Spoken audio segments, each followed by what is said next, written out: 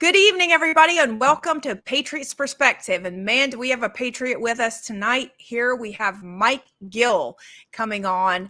And let me just tell you, Mike is an amazing Patriot. It looks like we're having some issues that we're going to Rumble. Is it possible Rumble ended or deleted the destination? This can also occur. I may have to correct the Rumble destination. So if those of you are trying to tune in on Rumble, I do apologize. I'm not sure exactly what's happened, but let's see if we can correct this. Okay, so we got some people checking Rumble. Just so you guys know, we should be live. If you guys can give us a thumbs up on Facebook, on YouTube, on Instagram, and we were supposed to be on Rumble, but for some reason, Rumble, something is not quite right on Rumble. So we have to do a couple corrections on Rumble. Otherwise, let's see if Rumble actually worked that time. It looked like no, it still has not worked. So I'm not sure what's going on with Rumble. May have to check that during the brief. Okay, I got a message, a thumbs up on Facebook. We are live on Facebook. So we are trying to get a Rumble. We need to rumble with this because let me tell you, this is going to be an episode that we are going to be exposing a lot of the Pandora's box of money laundering throughout the world and how they're doing it, how it's affecting you. And our special guest tonight is Mike Gill. And this is a special episode because I've been listening to Mike Gill for quite some time. And I'm sure a lot of you out here have as well. And you're probably wanted to see like, what does he have and what information is out there. And I want to make sure that everybody can hear this. And we are having some massive problems with Rumble. This is very interesting. We know that Rumble was having some issues throughout the week, but we have got to get this fixed because most people are probably going to be looking for us on Rumble tonight. So give us just a moment. We're going to play. Here's what we're going to do. I'm going to play while we test this. I'm going to play our intro. You're going to hear our intro twice. If you're on Facebook, if you're on Twitter, make sure that you mute. It doesn't look like we're live on Twitter either. See that we're missing Twitter. Some people are going to be looking for us on Twitter, but we are going to be missing that. So it's going to be just a moment. We're going to play a quick video and we'll be right back with you on Facebook and on Instagram. I apologize for the delay, but it's nothing we can actually help. And I want to make sure that everybody gets to see this. It's actually recorded because you're not even going to believe the connections that are put together. Some of the videos that you've seen for a very long time, Mike Gill is going to be able to put those together for you and with the people, because even though I've been hearing their names for quite some time, there are people that he speaks about on his other videos, and it's been somewhat unclear to me on who he's actually referencing, because we may not know some of these names as well as we know some of the other cartel names. So we'll be right back with you if you are on Facebook or Instagram or YouTube, and hopefully we can get a connection on Rumble, and then we'll be right back with the show. Live from Miami, Florida, broadcasting around the world. You're listening to Patriots Perspective with Christi Tasker. Your news behind the government's facade. Don't fall victim to propaganda or spend another 30 days in the tech gulag.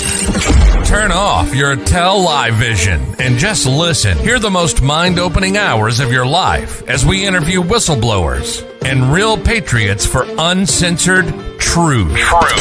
The Commie News Network and Fake Book cannot control the power of Jesus Christ. Therefore, they have no power over us. There aren't enough Vegas strippers to fake check what's coming. Put in your earphones and avoid the tech tyrants. Subscribe to PatriotsPerspective.com now and see the evidence and action items to help you take back your God-given rights, government, and expose Satan and his demons taking up residence in your community. Be sure to hit the like or rumble button and comment to tell us where you're holding the line.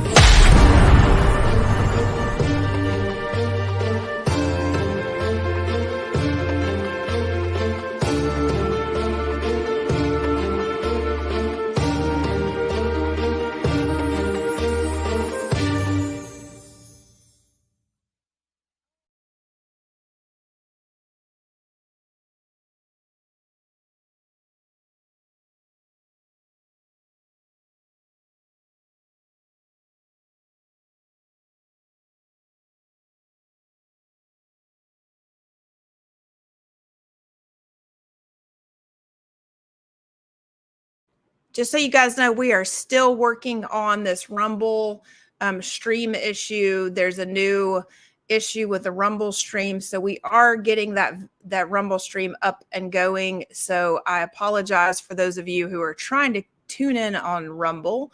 We are getting there, and I'm just going to say Mike Gill live now if you are on Rumble, and we will change the we'll change everything later. Okay, here we are. So we will make sure that everybody gets to join in and listen to us tonight. And tonight I have a very special guest with us. And I have Penny L.A. Shepard. And Penny has done a great job of getting Mike on and producing this show. And I'm going to bring Penny in for just a second right now while I'm working on this. And Penny, you can give everybody Mike's bio while I try to fix our Rumble issue, because we're definitely having a Rumble issue. Imagine that. Mike Gill, actually looked at the Rumble, and it's not just you. The Rumble isn't loading right now. Okay. All right. So, here's what I'm going to do then. I'm going to go to Twitter and make sure that people know via Twitter. I just want to make sure, we're recording a backup of this, Mike, just so you know. I know Mike's in the green room, but we definitely have a backup going. So Penny, things are going to be a little bit different than you and I had hoped. So Yes. I would like for you to go through and just introduce Mike. Yeah. So his bio. I just have this isn't actually his bio, but this is from an article that I read. Mike Gill turned down $50 million in hush money to expose criminal cartel that owns the world. And here's from the article. Meet New Hampshire's den of inequity, state whistleblower Mike Gill, the 66-year-old former mortgage broker and award-winning horse racing industry owner worth nearly $500 million as a 2016 independent candidate for state governor. But now Mike is in financial ruin, yet still tirelessly combating the rampant criminal corruption in his home state of New Hampshire that extends, of course, to Washington, D.C. and beyond. As a once extremely wealthy businessman, just a few years ago, he was approached by the same club that the late great comedian George Carlin referenced when he said, "It's a big club and you ain't in it." The statewide mafia in New Hampshire, running its pay-to-play extortion operation game, opened up Mike Gill's eyes, ears, and the heart of a truth warrior on how his state and world are run by thieves, thugs, and murderers, starting with this mini-state cabal that allegedly owns this beautiful scenic state of New Hampshire. Because Mike Gill meticulously, religiously recorded everything he observed as criminal documentation on paper or as audio-video evidence, is every Keoksian interaction and transaction that this man was privily exposed to in the last decade. As an ethical citizen within his community, glimpsing inside the corrupt, dark criminal world operating at the highest political and financial level in America, Mike has been able to uncover how organized crime runs this world down to the national, state, and local levels through bribery, blackmail, extortion, and murder. Yet this one-man army dared to take it on as a heroic figure in humanity's war between good and evil. After presenting his evidence to local law enforcement, naively expecting the criminals in high places would automatically be investigated and brought to justice, only to learn that police, judges, politicians are all part of the same criminal cabal club that you and I ain't in, all having been leveraged and overtly compromised through bribery, blackmail, and extortion. The whistleblower then began paying for local billboard space in his tri-state area near Massachusetts and Maine, outing corrupt sitting police chiefs, judges, and politicians at state and local levels and the community pillars as their partners in crime. Because all authorities had already been bought off and captured, Mike kept trying to take his evidence to the next higher echelon of power, documenting all corruption encountered along the way, figuring the buck had to stop somewhere, but it did not. Christi? Yeah, that is when I first started hearing Mike's story, it's been quite a while, and he kind of opened my eyes to something that I saw going on in my own building in Miami, and I saw the trickle down effect. I mean, so when I first moved in my building in Miami, one of the first things that we're still having issues, it looks like on one side of Rumble. I mean, so hopefully it looks like, but we're live on another. Can somebody check us on Rumble to let us know if we are live on Rumble really quick? I will check it. I get to the story here because I'll tell you, I actually started to research Panama Papers. And so some of the information we may have intermingled between Pandora's box and Panama Papers. Mike is going to set us straight in with all of that. But the one thing that I had started to research was Panama Papers, because I had attorneys in my own building tell me at that point in time, there were 9 units out of 166 that were bought with Panama Papers. And I thought, wow, okay, this is really weird, because I already detected something was really strange regarding our community, and that means our HOA elections. So this affects you all the way down to your HOA. So what I'm hoping that everybody can see tonight is that while Mike is talking on a much, much higher level in terms of internationally, nationally, with Congress, we are affected all the way down at the very, very, very local level in terms of, can you buy a house? Can your children buy a house? How are you affected at a local level with what Mike has to say? So Mike is going to set us straight. Penny, can we play that little clip of it's basically, you guys listen, this is a 9-minute clip, but this is so important to me that you guys hear that Mike is validated by so many people, including Juan O'Sullivan, Juan O'Sullivan, who validates General Flynn, who validates Trump, who validates everyone. So they say that he is Pandora's box. Okay, so what does that mean? We're going to be breaking that down tonight. And does Pandora's box have anything to do with Pandora Papers? From what I've seen, it looks like it does, but Mike is going to explain all of that to us. So take a listen to what the news outlets actually say about it.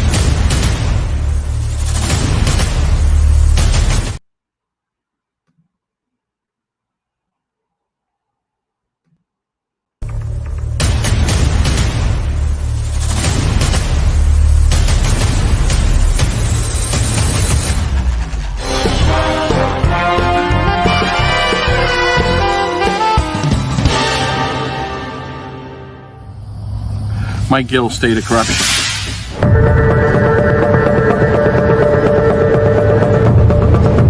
This is a story about a parallel universe where the super rich hide eye-watering amounts of money around the world. We're talking about presidents, we're talking about prime ministers, we're talking about rock stars, we're talking about porn stars, and people that have been convicted of crimes all over the world. Their methods are usually highly guarded secrets, but hidden in an elaborate paper trail, they're now exposed for all to see. It's a shell game. They hide the assets, they hide the income, they hide the real beneficial owners. To unscramble these incredible structures that you find, it takes a really long time. The keepers of these secrets are lawyers and accountants who work through a global network of trusts and shell companies based in tax havens around the world. Without checks, gatekeepers have carte blanche and are able to ride roughshod over the financial landscape with no questions really asked and no accountability. They pay the fine and then it's just business as usual. I think some of the best money is to be made if you're willing to turn a blind eye to who you're dealing with and where their money might have come from. I think there's very good money to be made, sadly. You have a handful of people who loot the resources of a country. Imagine the good that could have been done with $5 billion, the roads, the infrastructure, schools, medicine, education, healthcare. All of that could have been, and all of that was taken away by a handful of people. The private fortunes of the rich, famous, and sometimes infamous are concealed through lucrative financial holdings and expensive real estate, and Australia has become a prime destination for them to stash their cash. I think the outrage that would be expressed by Australians if they knew that corrupt money was buying their local jewels in the crown and competing against locals at auctions, I think they'd be furious about that. In real terms, that means that your children or yourself might be going to buy a property, and when they're at auction, there could be a person there in a suit looking very, very sharp and legitimate, but they could be a proxy acting for a foreign kleptocrat or a politically exposed person.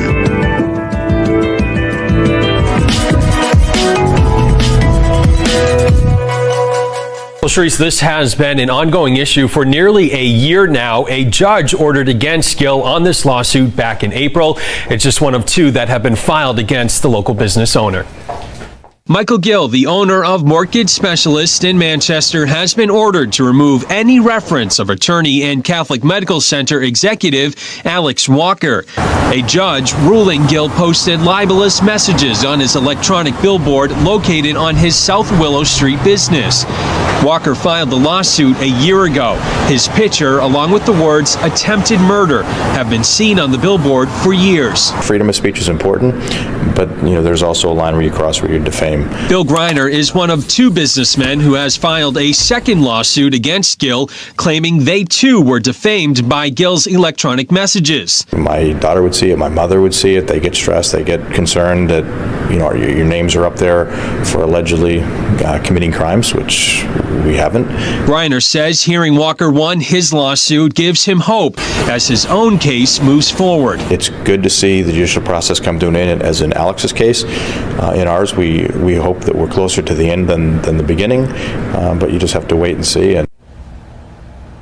And now, as we checked out the billboard today, we did not see Alex Walker's name on it. We did reach out to Michael Gill for comment. However, he declined an interview, but he told News 9 he stands by his claims and says he has been treated unfairly. We're live here in the studio. I'm Tim Callery, WMUR. Yeah.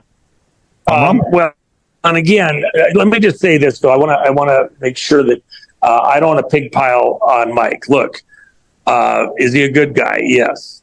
Is he passionate? Yes. Is he been done dirt? Yes. Okay. I'm not going to back off of that. This leak is really Panama Papers on steroids.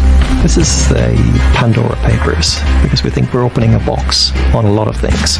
We're looking at about 12 million documents from 14 different service providers. These are law firms, firms that set up secret offshore accounts for people in multiple jurisdictions. The British Virgin Islands, Belize, Samoa. These documents, for the very first time, is actually showing the US as a tax haven itself. We're talking about some of the most famous people in the world that are in these documents. Presidents, prime ministers, government ministers, the King of Jordan, a number of very high-profile Russian clients, people that are very close to Vladimir Putin. We're seeing them buying real estate. We're seeing them trading in shares using offshore companies. They're buying houses, cars, artworks. I guess it mostly demonstrates that the people that could end the secrecy of offshore, could end what's going on, are themselves benefiting from it, so there's no incentive for them to end it. We're not looking at a couple of $1 million here, we're looking at trillions of dollars. The financial centers of the world, like the US, Europe, leaders are able to funnel and siphon money away and hide it in these jurisdictions through the use of anonymous companies.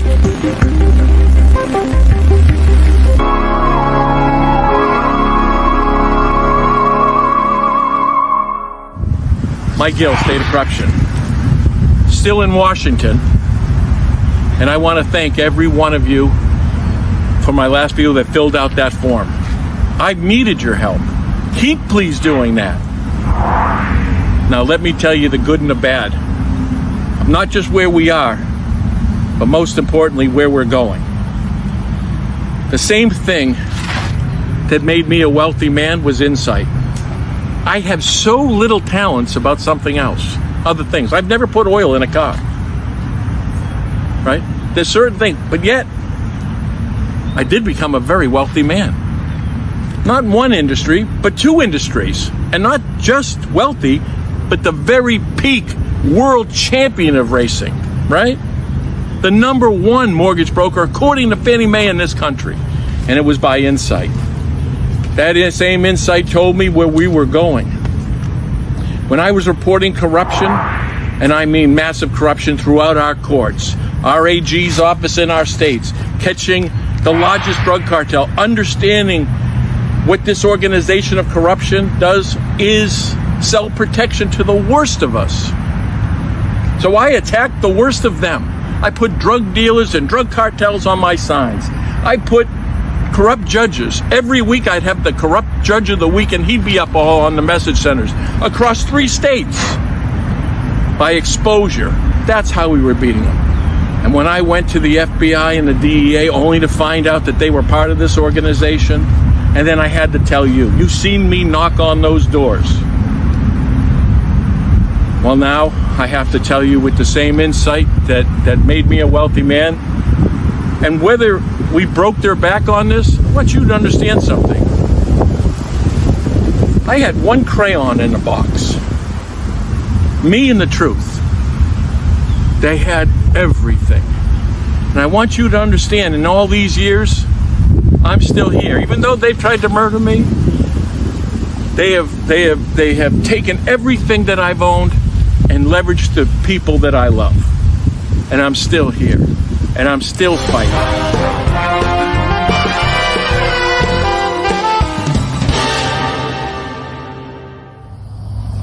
My Gill state of corruption.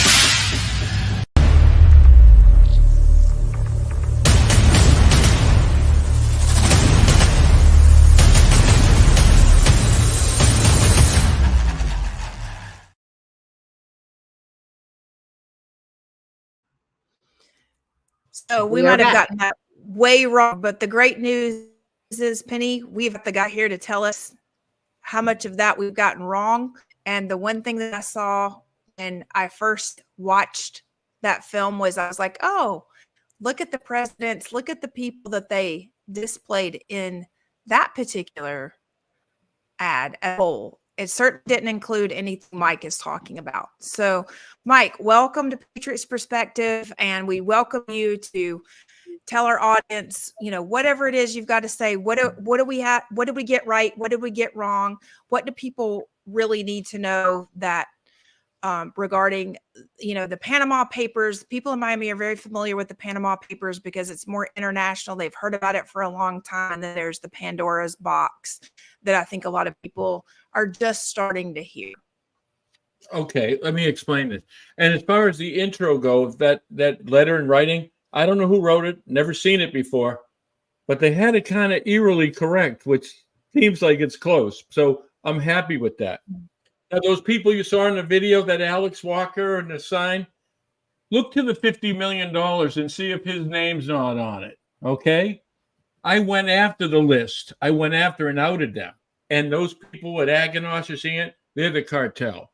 Listen, my kids weren't dying of drugs. Yours were. But I knew who they were. You know who gave me those 3 fellows?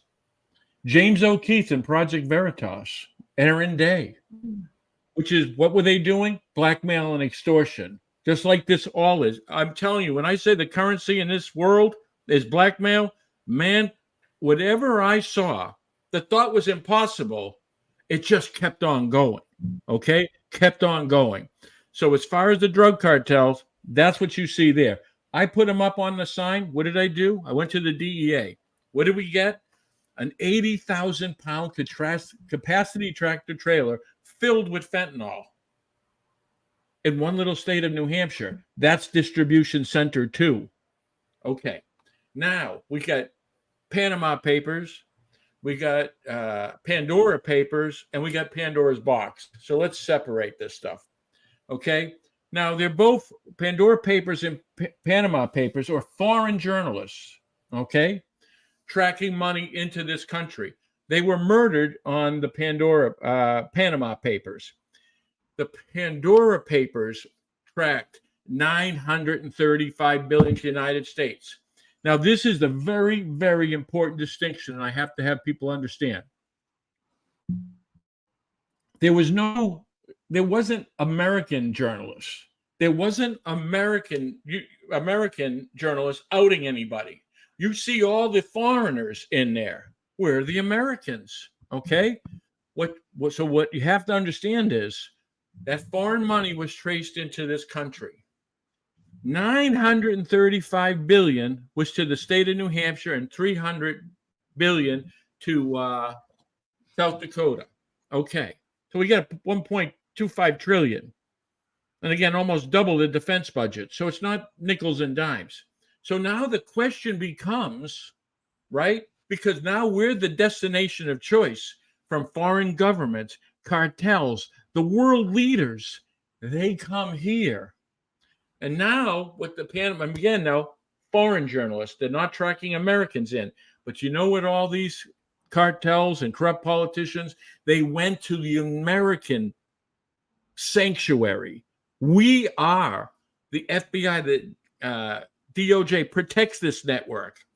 And they put $935 billion in New Hampshire. So the question's got to be, what did you put it in? Now, what they put it in was those LLCs, limited corporations. Now, there's 100,000 plus in New Hampshire. Now, if we've got issues in Florida and Arizona and all, we have money laundering in effect by buying these things. But their corporation goes back to New Hampshire. That doesn't get audited. Remember, Silicon Valley Bank, right? The second largest closure of a bank was a New Hampshire corporation. Was an agent in Concord, New Hampshire. When they got caught into the Pandora's box, not papers, and I'll explain, they sold. Gone. All that didn't sell. They went out of business. Billions. They had 500 Israeli startup companies, and they were funding. That's money laundering. The cartel was using the bank as a front, so it falls down. So what I'm saying affects every single state. We have money laundering going state.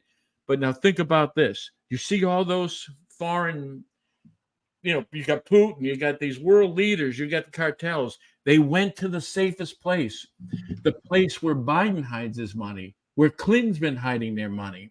Built by Bill Shaheen, the husband of Senator Jean Shaheen, the campaign manager of Hillary Clinton. This goes dark. So they took over a little state completely. Now think on that $50 million settlement. The banking commissioner, he doesn't audit. In fact, Jerry Little wrote a bill says, if I trust you, we don't have to audit. No kidding. Senator D'Alessandro, a member of the cartel, he passes a law and a bill to allow all these corporations created and not get tracked. The guy who's doing the banking commissioner, he's on my $50 million. Now we get a problem with the IRS because these LLCs have tax ID numbers. You know who's in on the gig? The IRS, which is why they didn't arrest Hunter Biden when he didn't even report taxes for a couple of years. And the money he did get from foreign governments. That's okay. See you later. Your government, your IRS. When I reported the IRS to the Treasury Inspector General of the United States, we recorded them, Project Veritas and Aaron Day again, saying they put moles and plants in my office. They intercepted my mail and for 3.5 years. We get a truckload of evidence in the Treasury Inspector General's office that blows it all up. That's part of the Pandora's box. Now, with the box is this. I guess it's no secret anymore, which is probably why they tried to kill me recently. I am the Pandora's box. And I explained to you is this. If you look at what I've done, I was the leading mortgage company in the United States. I was put right into New Hampshire. Who was I dealing with? The banking department and so forth. You know who my two lawyers were? That guy, Alex Walker, you've seen there, and Bill Shaheen, right? They came to me. I didn't know, the president of this, president of this. When you're a wealthy guy, they come and find you. But I saw them. And when I found a Ponzi scheme, I knew Shaheen was on it. When I went to Walker, he knew about it. And then I started building it. Then that's when they started offering me money. So that $50 million settlement, when you look at the names, it is the network. Why did Morris Mahoney, a multi-billion-dollar company, commit fraud? Why did Liberty Mutual? Do I have to tell you how big that was? All want to pay fraud. If I asked for $100 million, I never asked for a penny ever. They brought those. Now think about it. Ready? What was on that paper was greater than that multi-billion-dollar law firm and Liberty Mutual. What is bigger than them that I'm seeing on this paper? And then I saw the IRS banking department. I go, it's the laundering network. That's what they're protecting. Now, listen, I thought it was the deep state laundering network, and I'm telling you it is. but I found it to be global. So now the question is, and remember, the Achilles heels here, the commonality between all these criminals is this: they have to clean their money, and then they have to hide it. So in other words, that LLC in New Hampshire could be a business in Miami, could be an apartment building in Austin, Texas, just as Silicon Valley in California was in New Hampshire. That's the sanctuary. You think about it. Small state, well protected. The DEA moved in to protect the cartel. The FBI has an office in there. Bill Shaheen, you ready? You know who he worked for? He was the U.S. Attorney, Department of Justice. So when we look at this as the roots of being the DOJ and the FBI, there it is again. Our own government built this laundering network. And firstly, and to remember, when people are saying, well, that's foreign money, they put it on top of the money they stole from you. We've got trillions and trillions. That is Congress. That is the Senate. That's what Epstein and Maxwell knew, which is why Maxwell went to New Hampshire. That's why O'Keefe was in New Hampshire with his 20,000 libertarians secretly videotaping. I worked with 5 of his people, his operative. They worked for me. They were working for him. That's Aaron Day, Eileen Landy, Greg Theodore. These are all witnesses that covered this up. So I'm telling you, their Achilles heels and everything is right there. If you're looking for a path and a domino, it's finding their money. It's like, Joe, I found $1 billion. Where'd you get it? It's the question they can't answer. And they've always known. And think about this. Flynn, what's he trying to do? By taking over the person that puts it all together and the evidence is take over that Pandora's box. That's why you'll see Juan not throw me under the bus. You'll see Nina, all of them not. You know what? How about Juan called me the closer, Pete Santelli, the whistleblower of the year, crime of the century, because they know I'm still that box and they're going to take out some cartels, give you a little show and you're going to buy it. Listen, when they give you a crumb, they're hiding the loaf. And I'm supposed to make a deal. That's why they said, hey, don't give all the lawyers your money, because we're going to use that to see if you bribe you, to take a bribe. Homeless, no money and all. Maybe now you're kind of seasoned. And guess what? You'll be a hero. And you'll never know all those politicians that are controlling and corrupting our government. I play this to the bone, to the end. No deals. And I never took a deal in all those years. And believe me, I could have kept my money and their money. And I can tell you this. They knew who I was before I did. They wanted me to be a very important person in the deep state. Okay? They knew my talent before any of you. What do they say? Your enemies know you the best? Well, they own me. They know me much better than the people I try to protect. Yep. And Mike, when it comes to, I just want to explain to our audience, because I see some people on that may not know who some of the people are that we're talking about. So there's a gentleman by the name of Juan O. Savin. Some people, it's Juan O and then Savin. And Juan O. Savin, it pretty much goes on videos, only, shows his feet, really, and he appears in person. Some people think he's JFK Jr. That is not me saying that. I've never met him in person. I don't know. I have spoken to him over the phone. But when it comes to the connectivity of who's around, I do know that Juan O. Savin has a relationship evidently directly with Trump. So the question is, Flynn. With Flynn? How about this? I gave you that 7-minute video. 107. Kennedy. Flynn. Brummel, the trafficker. Okay? Oh. It wasn't. Flynn took out Trump. I believe 107 is part of that intelligence, which is why it's always secret his name. In that 7-minute video, Brummel, right, the guy who's the pedophile who's on General Flynn's list, talks about wanting the JFK, and we've got multiple records and sightings of JFK. He's selling the one JFK Jr. That's how stupid he thinks you guys are. I mean, we're only missing 5 inches. So if you turn around and you infiltrate this, when you start seeing this 3.5 years ago, You know, the move was won to the Patriot Network. How many people are in there and is in intelligence? Right? Start looking. CIA, DIA. They moved. Think about this. Ready? Did the FBI, CIA not tell you were the enemy? They didn't say Russia. They didn't say China. The conservative right was the enemy. These people overturned governments and corrupt elections around the world. They did it to us. That's why the FBI didn't release Hunter Biden's laptop. The FBI. That's election fraud. If that in itself and alone, the Russian investigation, it was the FBI and the DOJ investigated it. Guess what? We found nothing. No one went to jail. That's how it works. You see? I mean, they're looking for themselves. Well, there's some information that I have that I'm curious on your thoughts on. So one of the things, okay, so with Juan, you know, I know Juan and Flynn to be separated. I know them to be separated. I mean, that's all I can say is like, I know them to be like two separate entities. I've never seen them together. I've never heard them together. It was very interesting. Juan and Flynn are two separate entities. I'm just saying he and GFK. I'm saying he's intelligence. I'm saying they're both working. Juan's been working with Flynn for a long time.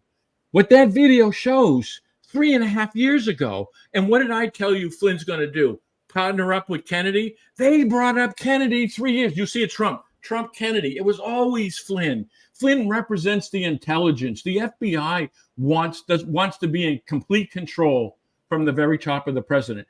Juan turning around, and let's not forget who's telling us all this. Brummel, the child trafficker. Who's he talking about? Is Brummel the guy? Oh, let me just ask a question. Is Brummel the guy that stood in front of the evergreen green container? Yeah. Let's play the video really quick because I want everybody. You know what? If you want to do this, I'm going to tell you this. We'll do it briefly, but I can show you different spots. So we turn around. Let's take a picture of Brummel, and then I'll take you to the list of pedophiles that General Flynn had on his hit list.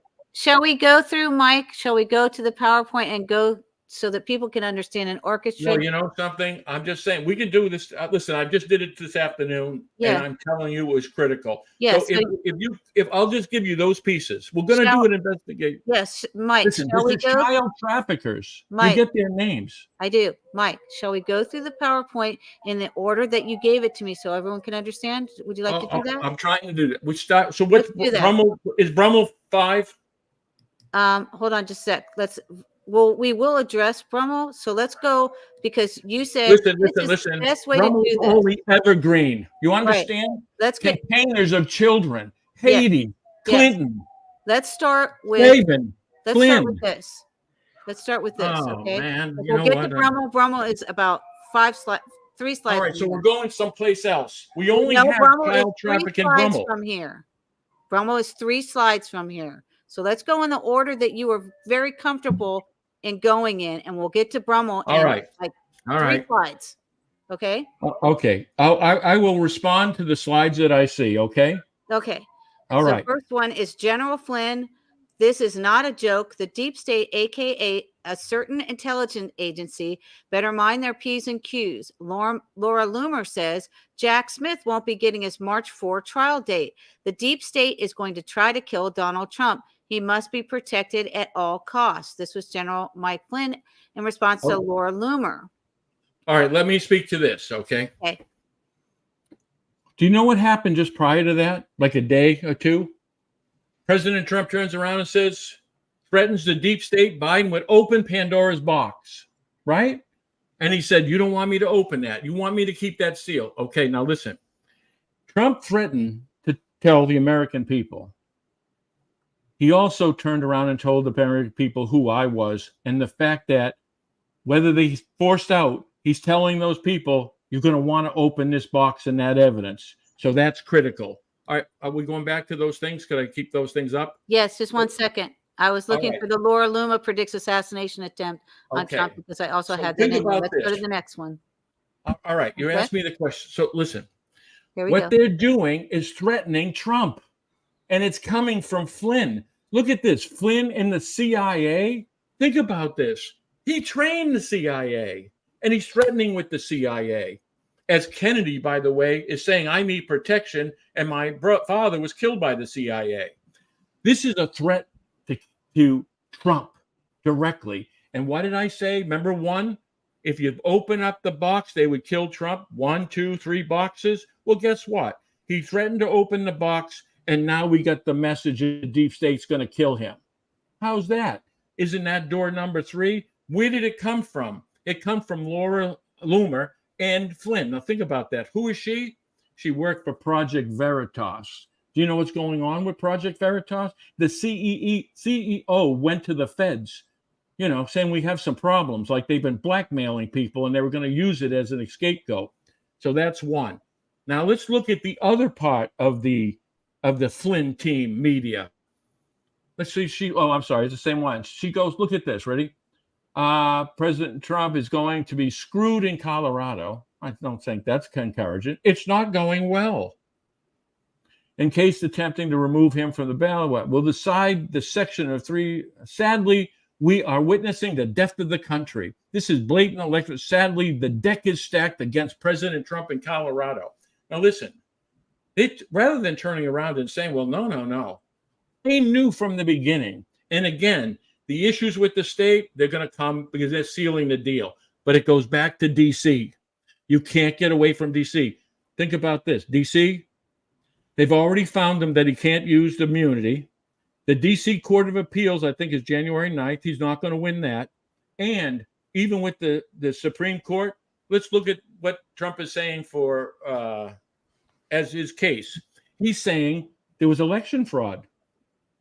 That's why I had to act that way. So if they turn around and rule in favor of Trump, they're admitting there was election fraud. Now, does anybody in this universe think that's even possible?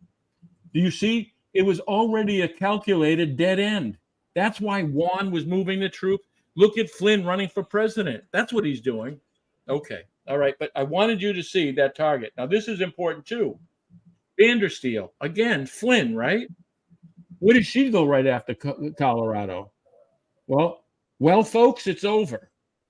They're pushing Trump out. This is the gun to his head, front and back. DOJ, FBI, and he's FBI, and I believe so is she.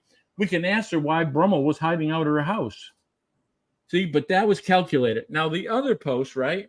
Does that look like a guy not running for president? For 10,000, you get a table. What do we got? 5,000, VIP 32.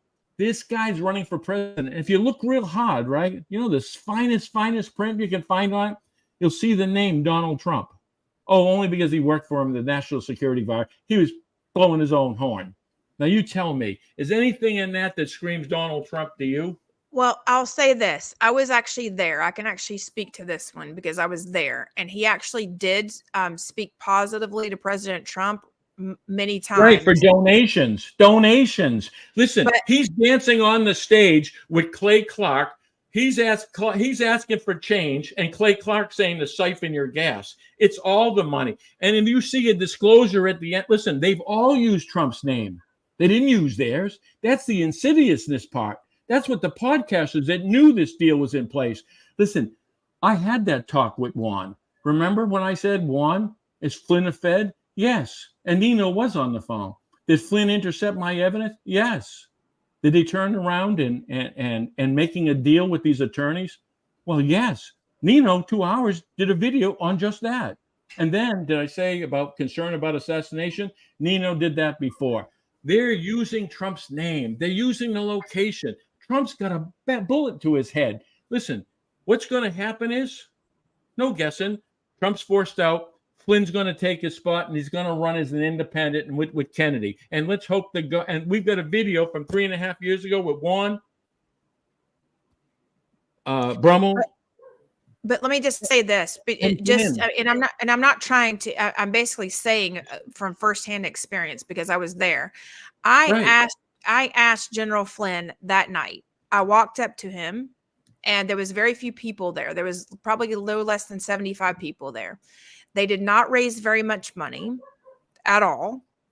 Because it was Flynn, not Trump. I agree with you. I agree with you there. But I think he also knows it. Okay. I think I always get the feeling that he knows it. So I walked up to General Flynn and I said to him, General Flynn, I've been watching Mike Gill's videos on with Michelle Moore. I said, they're very they're very convincing. He's very convincing that you're a bad guy. And I said, are you aware of Mike Flynn? And he said he's heard of Mike Flynn. Mike Gill, you mean? Mike Gill, I'm sorry. General Michael Flynn says he's heard of Mike Gill. This was his response. And don't shoot the messenger. Just listen to what I'm saying. I'm not shooting you yet. Okay. I hope not anyway. No. So I said, listen, I've listened to Mike Gill. I've had some of the same, problems. And this is before I understood, Panama Papers versus Pandora Papers. I also have his text messages with his name on it. So, all right, but go ahead. I'm sorry. Okay. So I said to him, so have you gotten his information? He says that, he gave you information. Did you get his information? He claims that he has not gotten your information. Well, I got the email transfers right to his behind. Okay. That's why.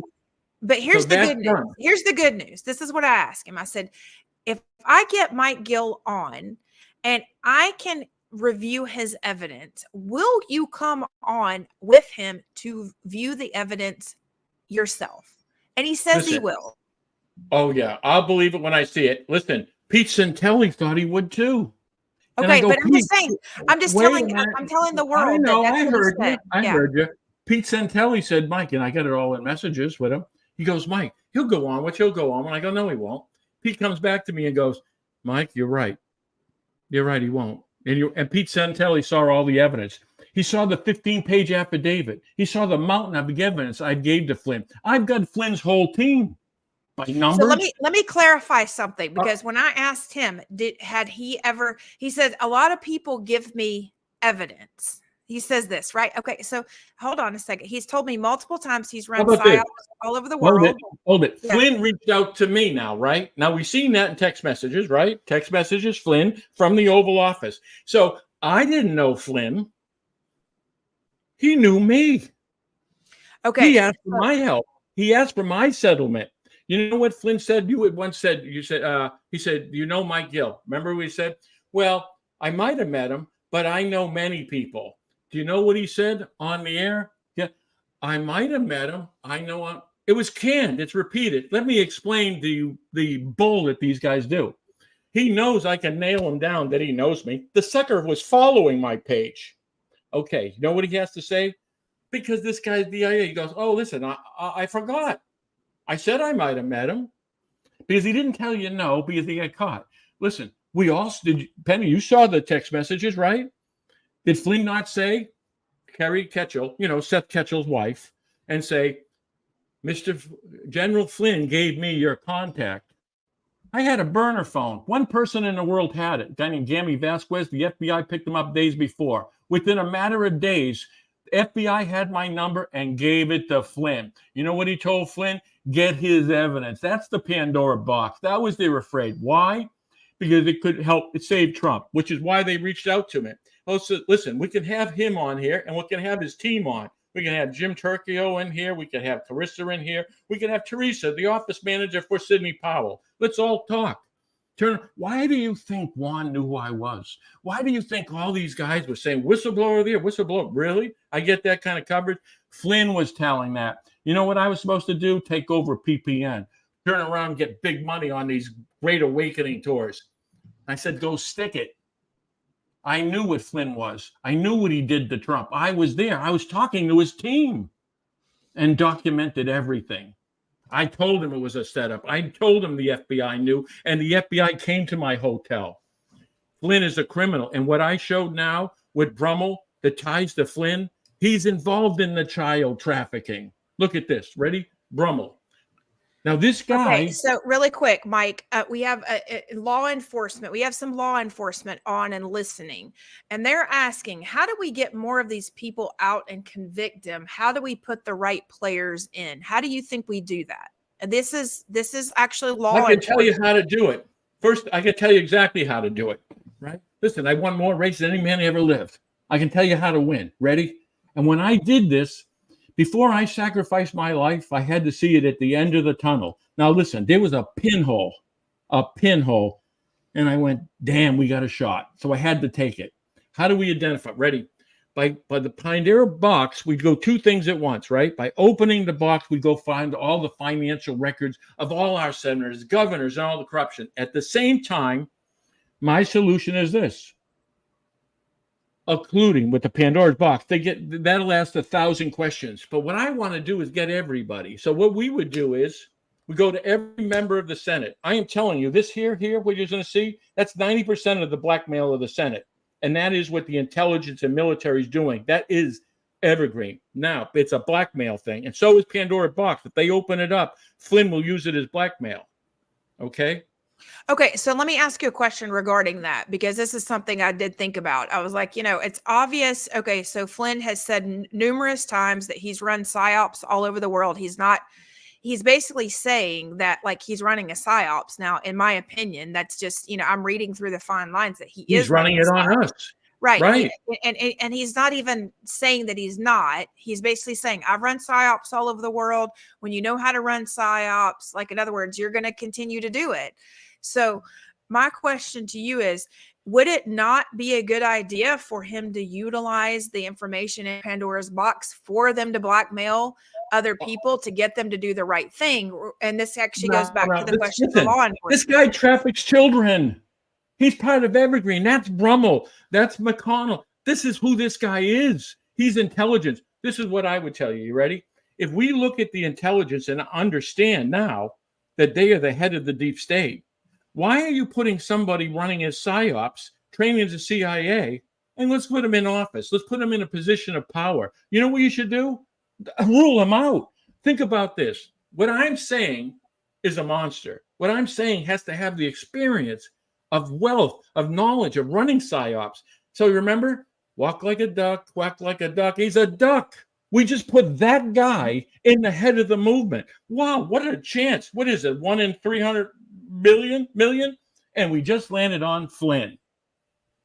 Let me just say this here. I want to make sure, because we're on Brummel right now, and I think this is very, very, very important. And you've said Brummel multiple times, and I've heard this, but I did not put the pieces together until I saw Brummel arrested, which Penny has on the screen right now, in with the video, because it was the video that I recognized most, because this guy we saw all over in 2020 as psyops, with obviously a psyops is what you're saying. And I believe there's a very strong possibility. That last video, the 7-minute video, Brummel is talking about 107, Flynn, I love Flynn, Kennedy's going to join the thing. And he's telling it. So let's watch. This is what I need to go for. If you go to a screen that has a list of names, those are all pedophiles. Let's do that. Because this other pit on the right, okay, good. Now we'll go back one, but we'll stop right here. Now let's look at the list on the left. This list on the left was created by General Flynn. These are the pedophiles that he's got to take out. Well, let's take a look at this. We got a lieutenant. We got a sergeant, military, by the way. And you look in the middle. Wait a minute. We got Gerald Brummel, a.k.a. Agent Margaritaville. So Flynn's calling him a pedophile. Boys, you got to get him. All right? Now, on the list is the people he's talking to. He's his digital soldiers. That's what you see on the left, right? So he's giving these pedophiles to them. Get them. Now let's go back to the page before. Okay. Now, in this group, this one guy goes out and goes, wait a minute. I'm so confused about Gerald Brummel, a.k.a. Margaritaville. I thought you and he were on the same team. He's talking to Flynn. With Field fighting these satanic pedophiles. Now, Field and Juan are all connected. Now, what happened to Field? Phil McConnell got arrested. For? He was actually working with another person who I believe is a prolific liar, Timothy Homseth. Well, he was blackmailing a congressman with videos, porn videos. You see what I'm saying? Blackmail and extortion. Congress is, and you know who says Congress is all controlled by blackmail? Flynn. Brummel. And Flynn. Well, they're doing it. They're the ones blackmailing them. This is a blackmail operation. They're using children too. Okay, so if we go down again, now I got another next page. All right. So now we've got Flynn, we got Brummel. Hold on. I want to go back to Brummel. I want to go back to Brummel really quick, just for the audience, because I know the audience is probably not, they're not putting two to two together on who Brummel is. And I know that because. Listen, you want to hit this too. Okay. So we got Brummel and we got Flynn. Now we mentioned Field, right? This is Field O'Connell. Now, what is Bill he McConnell. here? Right. What is he here doing? Let's just say he's involved in a dark web, a torture, porn, blackmail operation. And he's doing it to a congressman. Okay. There's the team. There's the Flynn team. They're all on it. Okay, go back if you want now. Okay, I want to play this video really quick, Penny. Okay, I'm going to play the. Which one is this? The 2-minute one? Yeah, the 2-minute one. Yeah. Evergreen. Evergreen was Hillary Clinton's Secret Service name. If you Google Evergreen, you're going to see thousands of pictures of these containers on boats. Some of those boats are owned by Paul Martin, our former prime minister. Inside those containers, children. There's 40,000 children's foundations in Canada. Now, these containers have been coming and going from Canada. Paul Martin knew about it. John Chrétien knew about it. Stephen Harper knew about it. Peter MacKay knew about it. Justin Trudeau knew about it. And that fat-ass Kim Campbell knew about it. And they let it happen. This is what's going on. We're shut down for a virus while the Marines are rescuing millions of children from the underground. That's not all. There's millions of adults in the underground. That's not all. There's millions of children in Canada that are being trafficked currently by these gay lawyers and CAS agencies across Canada. You're going to hear about it in the States first, but you're going to wake up in a week or so, and a lot of people are going to be gone. And when they're gone, you're going to know why. Some people think this could possibly be a big UN takeover. But if it is, well, there's 300 million Americans that aren't going to agree with that. So I want you all to just sit back and relax, enjoy some of my videos, and get over to Paulie's channel and check out her videos. And X22 and SGT Report, Deception Bites, Choppy Meat. There's lots of places to go get truth. Go get it. Educate everybody. You got a week. You should be doing 3 things. Loving your family, researching and educating your friends, and making love. The world's going to change, folks. We're going to rescue all the children. Maybe I'll find mine.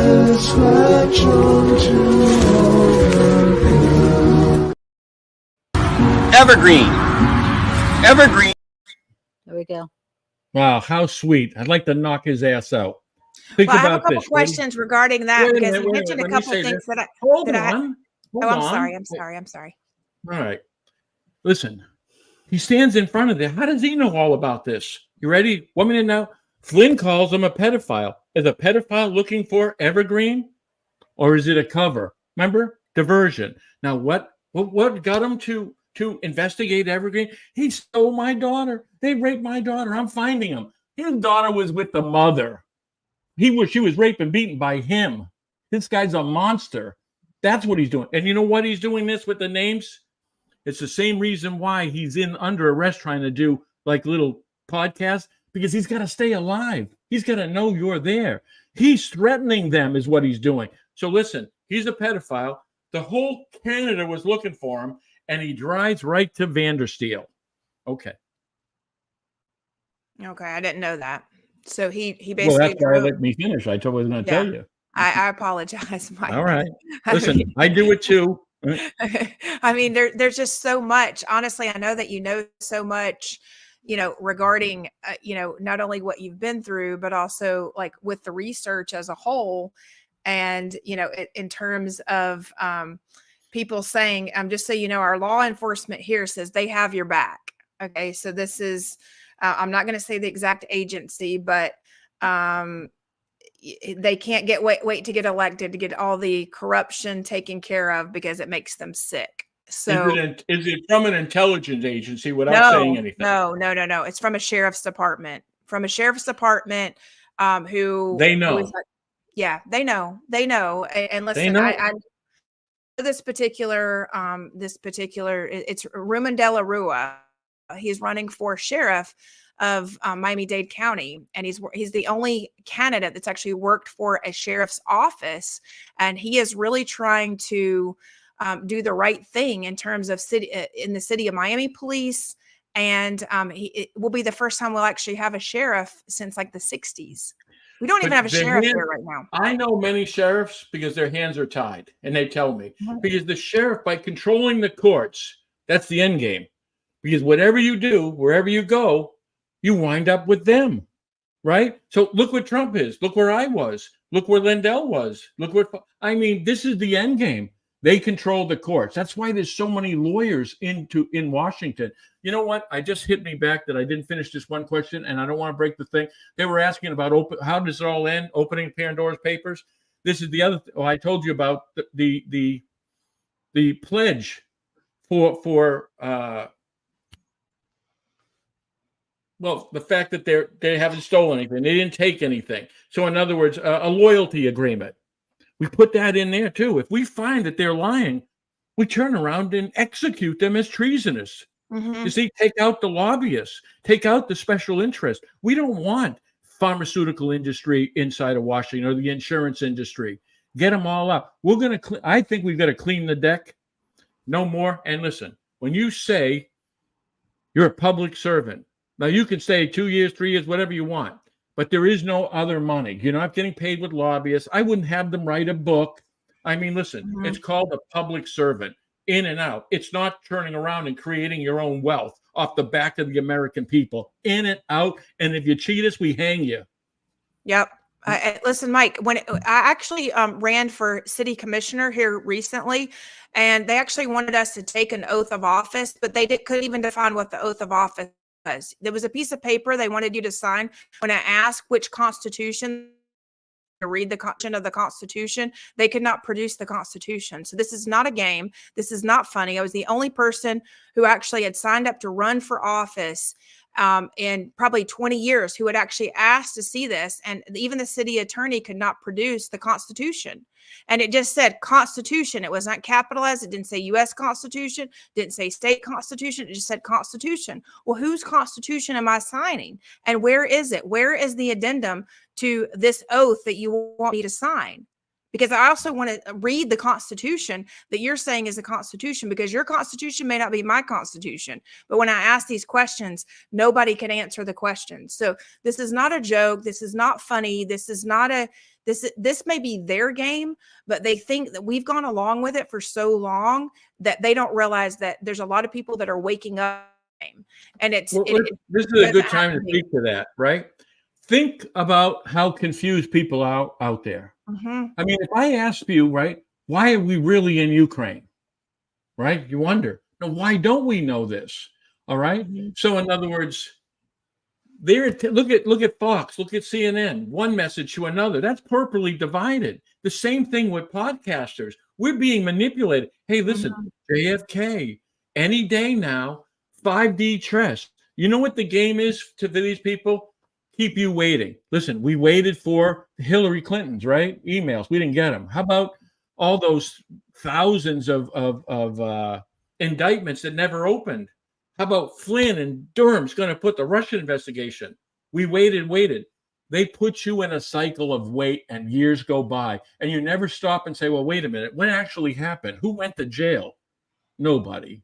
So the game is confusion. And you know what?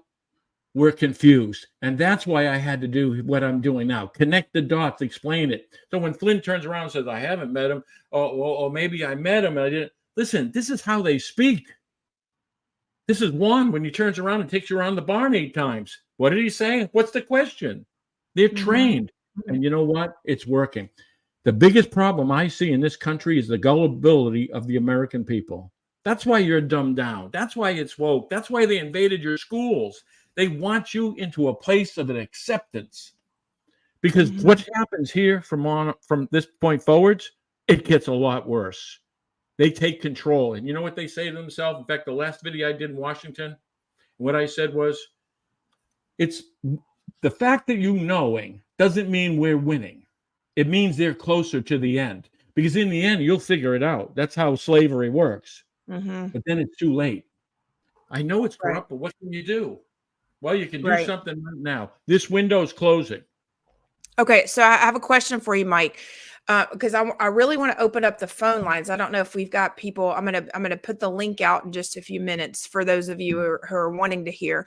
But one of the questions I have for you, so we had law enforcement on asking, like, what can they do at this point, other than just look out for it, because they always have these higher ups. They have captains that they have to go under, right? Like here in Miami, we don't even have The a most sheriff. corrupt is from the top to the bottom.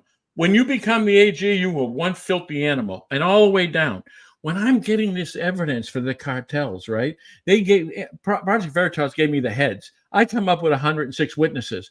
You know who came forward? 6 separate arresting state troopers. They want to do the right thing. They come to me and talk to me because they trusted me, and I tried to do the right thing. They know. The cop on the street knows. The sheriff knows. They do know, and they're told not to arrest the cartel members. Right, they actually are told not to, and actually that is very much the truth. And a friend of mine is Megan Walsh. Her father is John Walsh. I know Megan. Okay, so Megan Walsh is a very genuine, real person who kind of reminds me of yourself. She's given up everything to tell the truth. Her 4 children and my 5 children. I remember I watched the thing when they said about your 5 children. I seen her sink. I don't know if anybody did, because I did, because I know the feeling. Listen, this family court is part of this corruption. If they control the courts, you get Title 4D money, the judge gets paid, the bailiff gets paid, the sheriff gets paid, your lawyer, and then they take your kid and they put it in the Sununu Youth Detention Center. 1,300 children, boys and girls, beaten and raped by the staff and covered up by the same EG department that covers up a cartel and the laundering network. One entity. Well, I wanted to ask you a little bit about that, because I know we have some girls that listen from Rescue the Fosters, Sylvia Beachy and Danielle Holm. And Danielle actually had her child taken at 33 hours old. They put a felony on the baby, and the person who was in charge or took a part of taking the baby actually still harasses her to this day online. I mean, we're talking 7 years later. So this stuff doesn't stop. So it's better that they speak. I mean, the family court, right? They take your child, and think about it. They get paid by putting it in a detention center. Your child becomes money. Well, and it's actually Title 4E, right? Title 4E, which is our Social Security money, pays for the CPS, the corrupt CPS system. So in other words, we as neighbors, we think we're doing a great thing. Like if we hear, like a baby crying, we're like, oh gosh, is that mom okay? You know what? I say to everybody, no matter how you've been raised, go and offer to help the mom. Don't call CPS. Do not call family services, because it is so corrupt. It is. Well, look what happened. The children they took, they raped and beaten and bet on them naked to knock each other out. What's that? In the sake of Megan's case, I mean, I went on with Megan's attorney, read the allegations against her, and a major podcaster, Nicholas Vignaman, was booted from his YouTube channel. He had like over 250,000 subscribers and was booted from his YouTube channel for us just reading the allegations against her. Okay, she didn't know that. Yeah, now, do you have an idea why that is? Now, listen, I know it goes deeper. You probably know too, right? I can see it in your. You know what I do? I already read your mind. I know you know more, and that's all right. And I don't think we should speak of it either. But you have to understand the dangerousness of this, right? Because this goes places, and what I'm finding with Flynn and the traffic, they go places. You're going to find maybe the military. You might even find politicians that are out right now. Yeah. So I mean, for sure. And we can agree that it's evil. Oh, evil. It's extremely evil. Yeah, it's satanic. It's evil. They don't stop. I mean, so in terms of what these people do, they don't stop. Fortunately, Nicholas was gracious in the way he actually took it. And fortunately, he had a lot of the videos and everything backed up. But the reality is, when it comes to family court, it is a tribunal style that takes away people's children. and they don't want you to talk about it at all. They don't want you to talk about it. They don't want it exposed. They want to say that people can't be there to witness, record, but it's the same group of people that, by the way, appear in the court system every single time. This is not a different, it's not like the a different judges officer. are in a network. Network. They're assigned by the Supreme Court judges. They're targeting, right? Yes. And God forbid, if you become a target they want, there's nothing like taking your child. The people who I found the strongest and bravest whistleblowers were women who lost their children in family court. All right? Those were my warriors because they never gave up. And I'm saying as a man, I'm not excluding men. But you know something? When it came down to the worries at the end, it was all the women, all of them. Yep. And the Social Security, think about this. They're stealing your money and they're going to take your Social Security and run that out. Yes. So all of a sudden, not only are they stealing your company, bruised your children, ruined it. When you go to have Social Security, we're sorry, we're broke. And they are talking about that. And certain politicians are, we got to cut back. Oh, really? We can have 8 million illegal aliens come across. What do they get? 2,200? Right. I get 1,143 and I built an empire. Right. Exactly. That's Mike. That's you that's, guys. We have a video that I would like to play, which is the Flynn video. Would that be okay with everyone? Okay, you can play the Flynn video. But one thing, you know, what you're talking about, there's a video that who's selling your children. All right. What and just I so did, everybody knows, I'm gonna put the link in the chat. If you would like to call in, please just click the link. You don't have to show your face. You can show your face. Just know if you turn on your camera, we're gonna see you because we're live. So if you don't want to see your face, turn off your camera.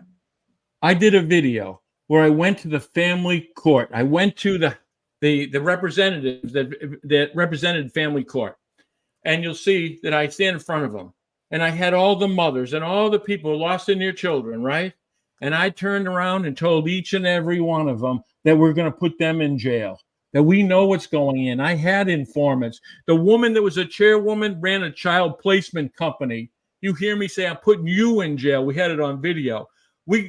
These politicians are bought and paid for. They know how it's controlled with the judges, and they sit back. And the guy on my right ran for governor with me. What's his name? Anyhow, he turned around and said he's talking to the judges. The week before, he said, if you keep talking about the judges, they're going to murder you. So listen, it's all rigged. Wow. But I want you to say, if you watch that video, you see me confront the people who followed me, as much as anything, were from family court. Not drugs, family court. Yep. It's because that is the moneymaker. The children are the moneymaker. When we realize that's when everybody's going to wake up. No, it's the gift that keeps on giving.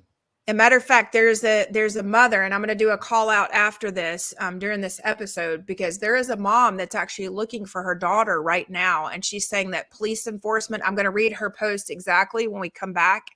Somewhere during this episode so that she can get some eyeballs on, because she's saying that the news, there's been no Amber Alert go out for her daughter. She's here in Miami. She's searching for like a 12 or 13-year-old. I'll read the exact description and everything and show her daughter's photo, because she cannot find her daughter. Her daughter's missing. And she's saying that she cannot get any news coverage. She cannot get anything from law enforcement.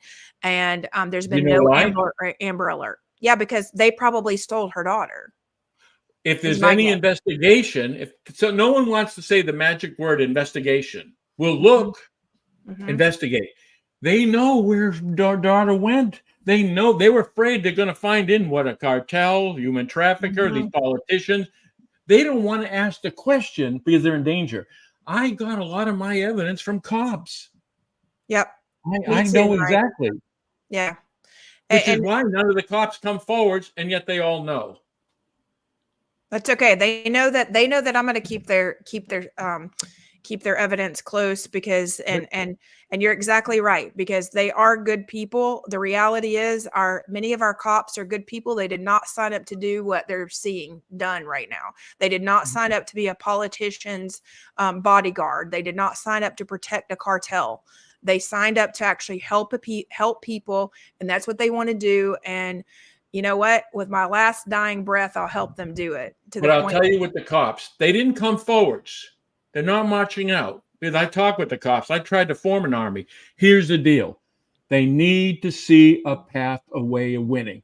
The thing is I'm not going to sacrifice my life for not a chance of winning. And you know That's something? right. People who lost this country say the same thing. Now, if we show them, why do you think cops are responding to what I'm saying? They're saying is Gill's giving us a target. I got their money. You know what? We'll expose them. And those people they'll come forwards and they'll back us up. You think this thing is an avalanche waiting to happen. We are a snowball at the top of the mountain, but they got to see it rolling. 1, we gave them a plan. 2, we gave them a possibility. Now, if we can have this void when we find out that Trump can't run and Flynn's going to take over, there's going to be a vacuum. I can see it now that Ramaswamy's trying to jump on the vacuum and all. What we do is the American people go freeze. Freeze, we want to start knowing the truth before we start voting for people that are criminals. We want to open this and demand Congress. Congress got $935 billion. Demand it. Ways and Means Committee. Brad Pascal was the chair on that. I know I was supposed to go in. So Brad Pascal was the digital media manager for Trump, correct? Yes, that was. No, that might be somebody. I might have missed it. I know what you're saying. I do believe that's true. But Skelly, it's close to this. But he's the chair. But the thing here is, Congress has it. Now think about this, right? Why haven't we heard Congress like Marjorie Taylor Greene going, "Hey, we got LLCs, we got this. Hey, you got $935 billion, and they parked it in New Hampshire.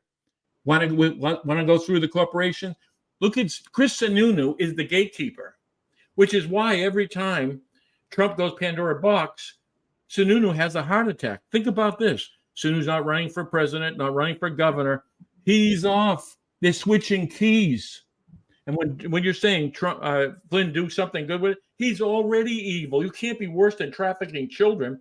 But if you take over all the information in the box, which is why they've all been wrapped around me, which is why they were calling me, not me calling any of them, he'll use it as a blackmail central for everything. Foreign governments, all the people in high elite across this country, which is why you're not even knowing about Epstein and their names. But everybody's in that. Well, Mike, speaking of that, regarding Epstein, one of the surprising things regarding Epstein is that they leveled his house in Palm Beach. I mean, it's so any amount of evidence that was there is actually gone. And I've been by the house in Palm Beach, and it's right around the corner from Mar-a-Lago, like within like a couple, maybe 2 or 3 miles from Mar-a-Lago. That house is gone. I mean, it is leveled. There's nothing left regarding unless there's bones buried. I mean, I'm talking about the entire house is gone.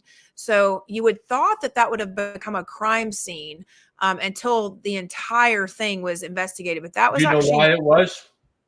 They were afraid he had stuff in the basement. He found that he had it in the walls. They couldn't take a chance. They blew that down. Right. Listen, the FBI invaded his office and they got tapes and all. The FBI's been sitting on Epstein stuff too. Mm-hmm. And once they fingered Epstein stuff, we got his here, we got Boda's thing, house and all.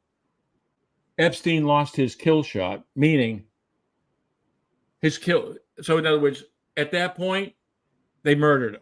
Now, the thing with Maxwell, again, she could have gone anywhere in the world, but she went to New Hampshire because that was her leverage. And when they snatched her up, who to snatch her up?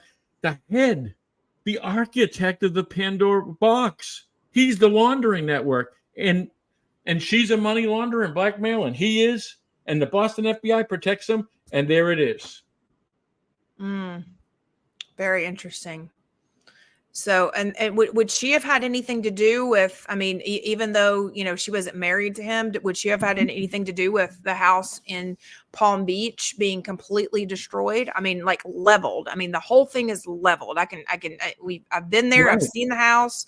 I've got photos of the house, you know, so this is not anything. This is not hearsay. Think about this. This is reality. It wasn't about being pedophile shots. It's the money laundering information. Okay. That's what gets you killed. How about this?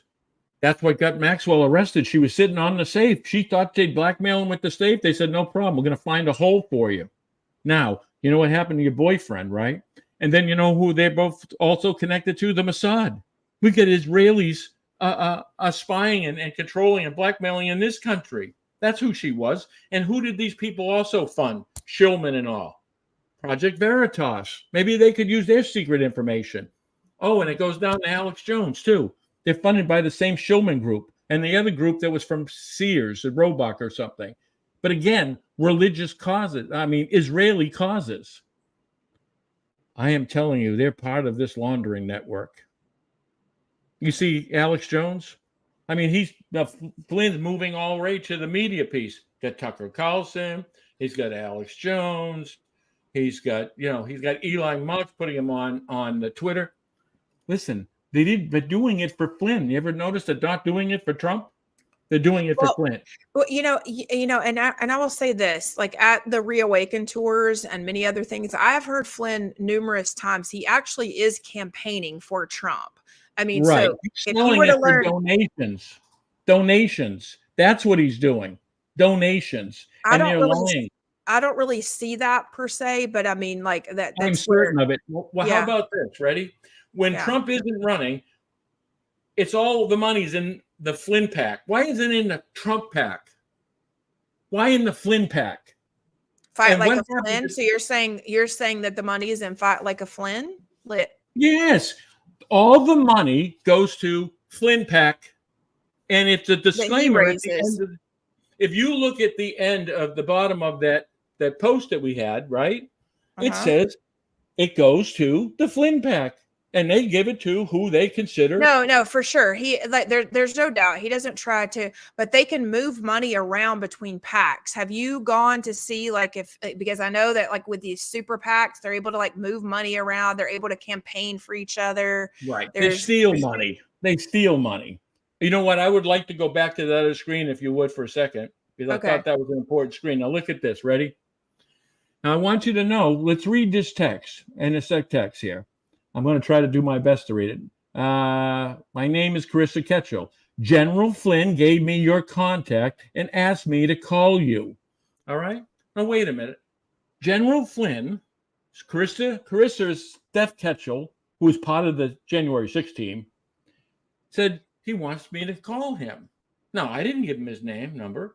I didn't ask to call him. He's saying he didn't know me. Well, he found my name and my contact because of the FBI. Now, let's look on and again, now remember, boys and girls, if you look at the very top, it says December 18, 2020. Look at the time. That's the Oval Office. The next test, right? What does he ask me for? He only asked me for my $50 million settlement. Whoa, I said, that's the key to the box? How did he know I had one? So happens I did, and I gave it to him. Then when I gave him a mountain of evidence, 15-page affidavit and all, if you look below, it says, Flynn spoke to President General Flynn, and he wants you to break this up into this affidavit. So they got a 15-page affidavit. All what you see is on the very day that started the setting up Trump for the Insurrection Act, that right now is what he's dead in the water with. It happened that day. And why did they reach me? Because they wanted what I have and made sure Trump didn't get it. And in my text was to save Trump and tell the American people. In fact, I remember texting it, and it's on there. I don't want to die for a lie. I'm not trusting what's going on. Okay. So is this a video that we're watching? Which one is this? I don't know. Well, that's like a 7-minute video. You may want to end that with that, maybe. But it's an important video. Well, yeah, let's play it really quick because I just want to make sure that it gets in there because I know it was important to you, Mike. It is, and I appreciate that, Penny. Thank you. And it is. Because you know what? Let me set it up for a second. Okay. 107 in Flint. Okay? 3.5 years ago. We got this guy, McConnell, and we know that he blackmailed the congressman. The guy Brummel who's doing it, we know he's a pedophile. Flynn calls him a pedophile. We know that this guy that you're hearing speaking wound up in Ann Vander's house for 3 days, moved to Mar-a-Lago to get arrested. Okay, go ahead. All right, 1 second. Well, that was a mouthful. That was a mouthful, Mike. Here we go, guys. Okay. Saturday, December 12th, 2020. Yep, I'm here in Payson, Utah. Trump and Kennedy I love it. I love it. Okay. Anyway, we have snow. We have snow. I think it's going to get down to 7 degrees. So, yep, I'm in 4-wheel drive in my Ford F-150. And it took me a while to put that thing on because the plastic pole snapped. But let's talk about how important today is. Okay, here's Cafe Rio. It's a new one, and they're nice folks. So I'm thinking about trying to meet some people here at Cafe Rio and have a little get-together in Payson. But let's cut to the chase. Michael Flynn in Washington today. Fake news wouldn't cover it, but you can go on YouTube and type in Flynn Live, and then you find channels that are covering it. So here's what I say. God bless all the Patriots that were out in Washington, D.C., and I hope they're safe, and God bless all of them for being out there. So I'm trying to do my little part out here, and this started with, I guess, always loving the Constitution. I thought it would be more popular to love the Constitution out here. Sometimes, I just downloaded Sweet Home Alabama by Leonard Skinner. I think I'm going to play that. But there's a lot of us out here. My iPhone might even freeze. It's below freezing right now. There's a lot of us out here in Utah that, believe in the Constitution. I would say more down here in Utah County. But hope everybody watches it. People on my channel watch this video. Hope you guys watch this video. Let's talk about Michael Flynn. He gave spectacular speeches today all over Washington. And then he had his sister sing a song, which was pretty darn amazing. See, we're in Utah. Trucks. I love it. Trucks, trucks, trucks. So I completely, highly recommend listening to Flynn speeches today. It was kind of emotional, It was almost hard to not, start crying. But he explained it very well. He was very succinct. We're fighting for freedom, for our country. And he explained this isn't just fighting for Donald Trump. It's fighting for Americans in the whole world. It's basically freedom against tyranny and slavery. And I was thinking about this video a little bit, and I would say that, I think I'd like to meet some people at Cafe Rio. So thanks for watching my video. But you folks, Payson, Utah, Cafe Rio. And if anybody wants to meet here in the next day or two, put it in the suggestion box, because I think we should meet before, I think we should meet because there's so much going on. Please listen to as much General Michael Flynn as you can today, please. And I love the Constitution, and pretty much this is because of Field McConnell. Fearless Field McConnell. I should do a video of that. And Field McConnell led to Juan O'Savin. And then Flynn, what a man of God.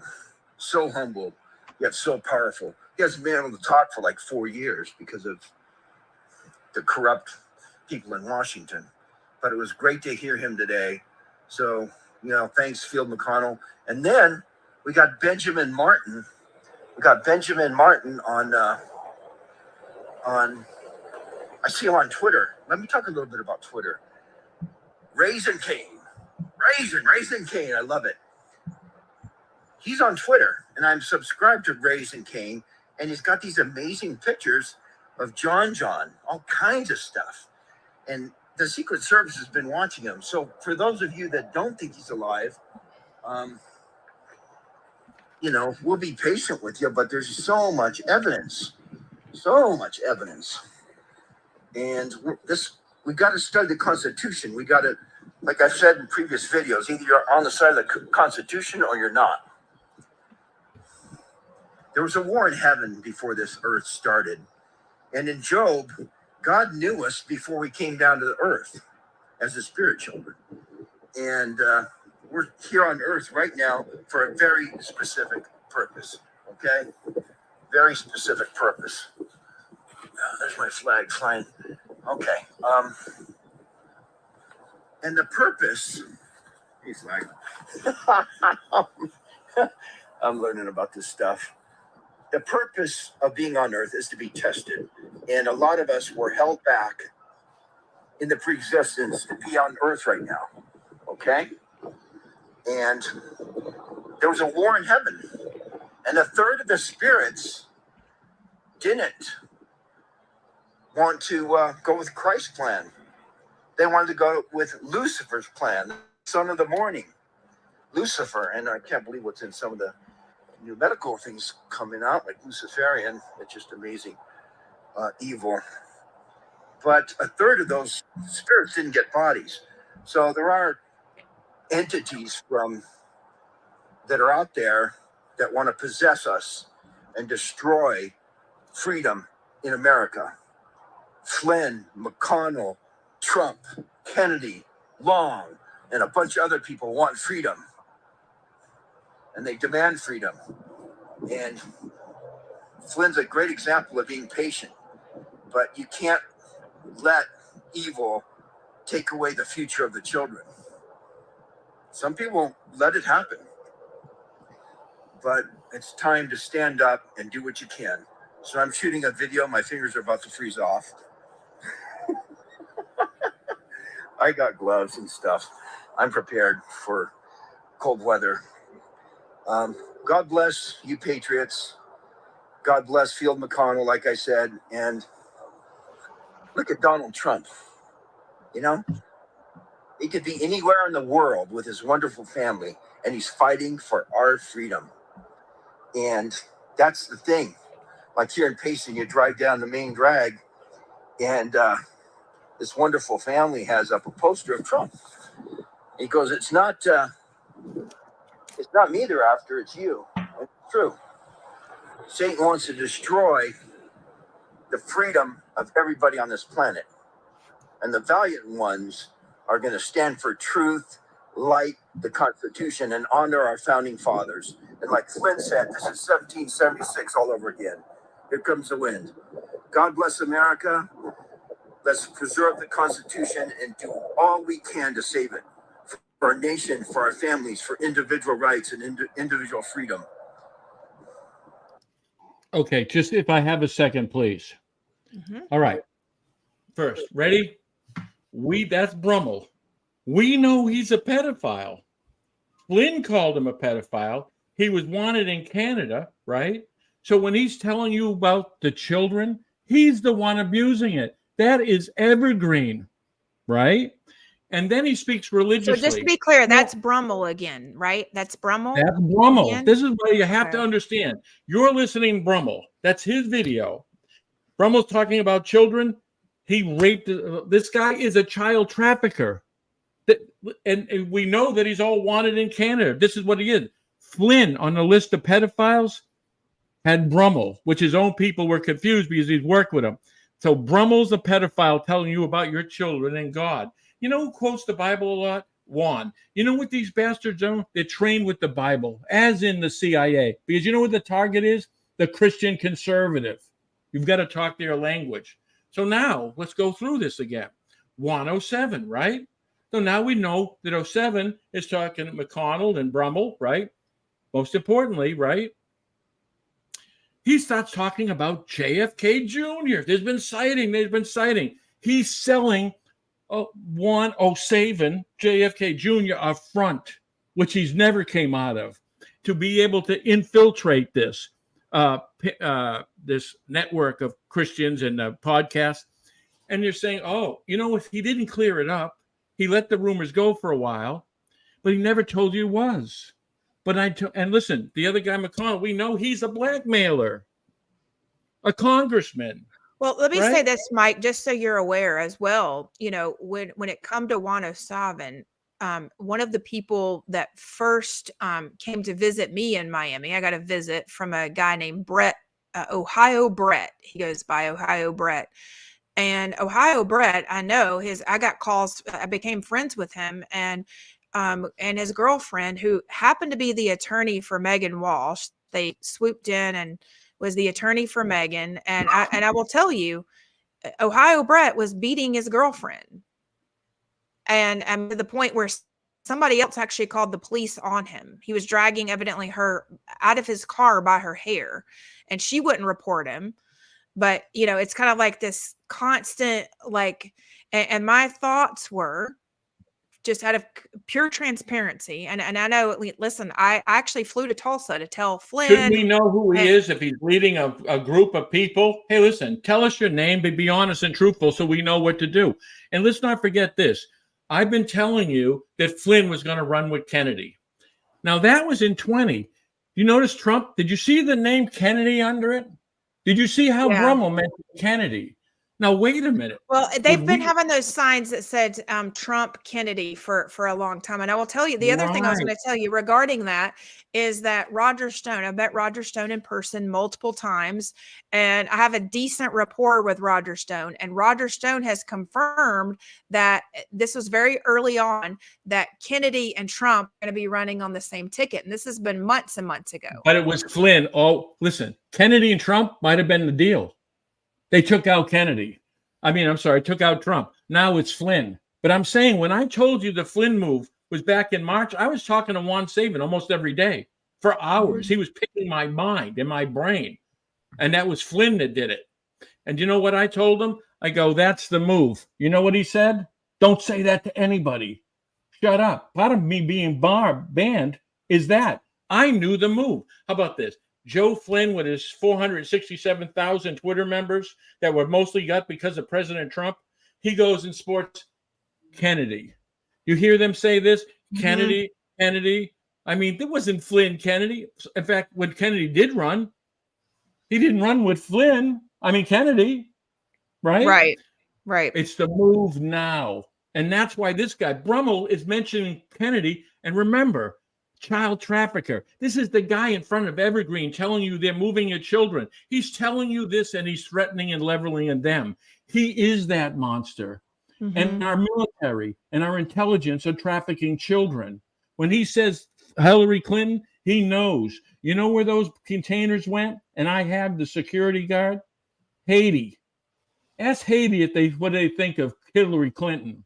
And they don't. I can, and I will confirm for our audience because we are here in Miami, and I actually frequent the Dominican Republic, and Dominicans and Haitians don't really get along that well because they are each always trying to get information or get things or resources out of the other country. So they're on the same island. It's a very large island. It's not a typical island. And Haiti is constantly getting hit by hurricanes. The Dominicans are always, at this very moment, the Dominicans are trying to channel through underground to Haiti to steal their resources.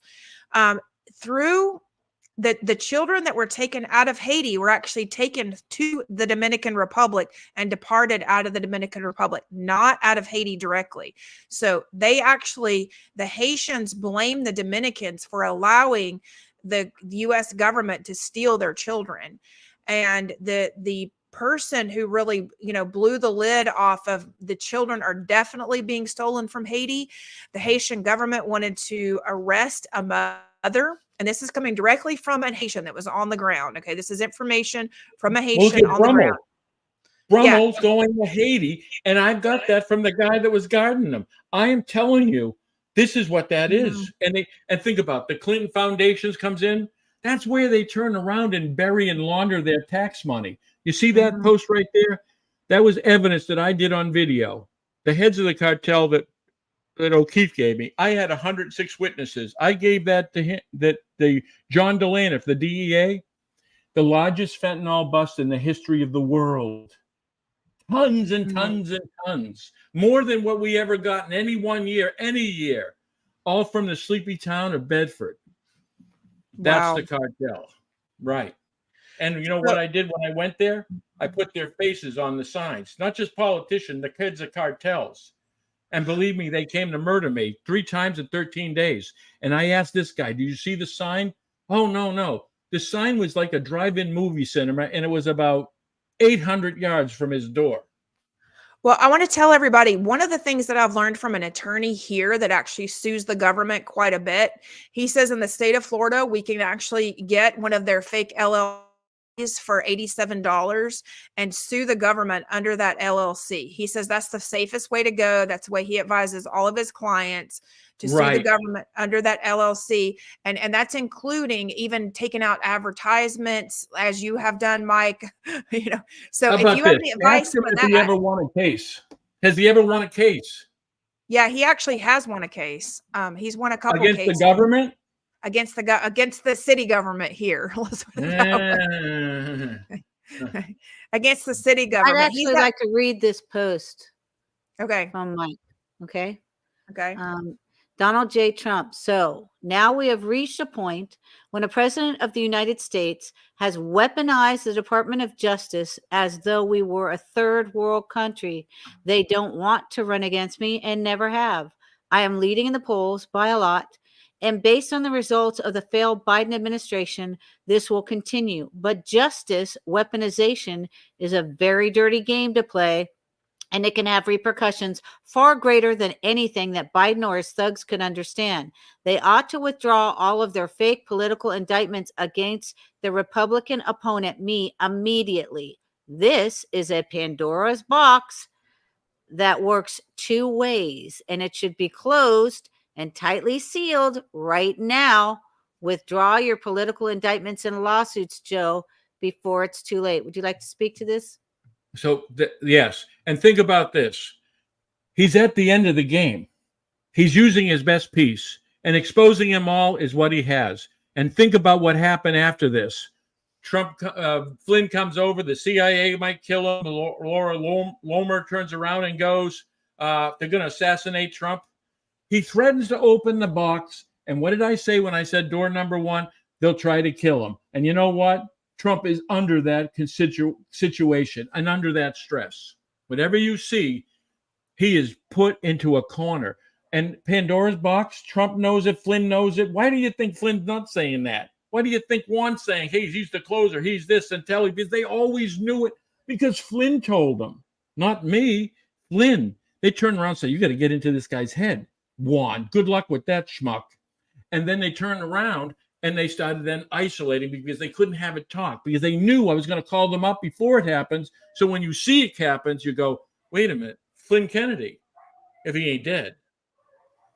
They said that wouldn't happen. They were out on there going, Trump, Trump, Trump, give me the money. But when they advertise, they don't. Listen, I didn't write that image, but that's a pretty good image. I know for a fact they're all in the box. And you know who they're associated with? Every single one. Ready? Bill Shaheen, right? Bill Shaheen, his wife was a VP candidate, right? He was Hillary Clinton's campaign manager. See? He's on my. That goes to Seth Rich. That goes down that goes down a Julian Assange. What do you think of Julian Assange and Seth Rich? Can you touch on that really quick? I just want to say we have about 15 minutes left. That's an important post right there. I'd freeze on that for a second. What I think is we got to stop protecting whistleblowers, or you're going to have a lot few. And right now, you don't have many as it is. So in other words, like Assange and Seth, we've got to protect them. We got to stand behind them. You let them murder them. Hey, listen, you watch as Trump lost his empire in New York. You watched when my business was taken and my home was taken. I wasn't fighting for my children. My children were set for the rest of their lives, and so were their children. Well, now they have nothing but cartels watching them. You got to watch out for these whistleblowers. If I'm protecting your children, you should be protecting mine. All Mike, right. are your children upset with you? Well, I don't talk to them. They're not allowed to talk to me. Okay, my son had surgery. They had a cartel member standing over the visitor's log. My father died in April. They were at the funeral. Oh, no. And I don't want them to. And I think they'd get hurt them. Okay. Now, what was the video? What was the slide that I thought a second ago? This is important. Now, this is Aaron Day. You know, the president of the Libertarian Party was, working with right-hand man of James O'Keefe from Project Veritas, which is why they gave me the cartel, which is why James O'Keefe separated them, which is why Project Veritas say, I'm not going to jail for you, scapegoat. So that's in play. So Aaron Day, who sold us out to the cartel with O'Keefe, took all the numbers. When he's questioned about the Pandora Papers, he goes, Mike did solve the Pandora Papers. All right? They knew. It wasn't the Pandora Papers, but I saw them from coming in and then turning around in the network. Even they said it, and they are. You'll see a video at secret meeting, so you know that in there he knows about the 6 state troopers afraid to be murdered. That came out of Aaron Day's mouth. So that's very important because O'Keefe gets us a lot of information. And so basically O'Keefe just sat on this information, right? He's an Epstein and Maxwell. He gives you this fluffy stuff and he blackmails the thing, which is why he was in New Hampshire and why they walked up to me. They gave me the cartel. They wanted me to leverage him with the money laundering network. That was Shaheen. And I will say this too. I've taken information to O'Keefe and I've had actual court documents, evidence, videotapes. And he basically just told me, hey, release it on your own because I don't have time to release it. So that is true that he, maybe he doesn't. Phone lines are open for donations. Phone lines are open. Right. I was going to say. So I do know that is, and I'm not trying to point fingers and I know we can all. I'm pointing him. I worked with him. Okay. The sucker was at my house. All right. What I'm telling you is 100%. And O'Keefe doesn't say it. How about this? 4 articles in 14 written by Aaron Day. O'Keefe investigates Griner, one of the heads of the cartel. Ben Swan and O'Keefe investigates Griner. Project Veritas integrates Griner. Griner's the head of cartel. Guess what? They found what they were looking for. They were moving into the state to take control of the political network. And sorry, boys, it was already owned by Bill Shaheen and the cartel. You just happened to walk into the money laundering network. So you know what they do? They come into Mike Gill's office. You got the money laundering network. We got 3 cartels. I'm heads. You know what? They start telling me murdering children. I look into it. And it was 106. And I met with enough victims over the years that I knew that these parents were losing children, but I didn't know the heads. This gave me the heads. And when I opened the investigation, I found it in a treatment center, the hospitals, and was protected. And that's what paid them on the signs. That's what turned around and get a tractor trailer. But it also why they sued me for defamation for $274 million, just like they sued Trump for $250 million. Well, let's touch on that a little bit, Mike, because there's going to be people that, even when I was telling people that I was going to interview you, they were saying, oh, he was caught giving drugs to horses, back in the day. And First of all, I'm an owner and not a horse. I mean, not a trainer. But let's see what happened in that story. ESPN, most watched story on radio. Listen, radio. Mike Gill puts them all in jail, boys and girls. You know the people saying that?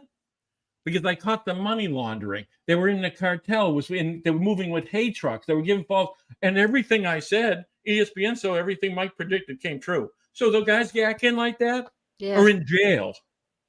But they didn't give you the politicians. They didn't give you the judges. I had everybody. You see the videos of horse racing, right?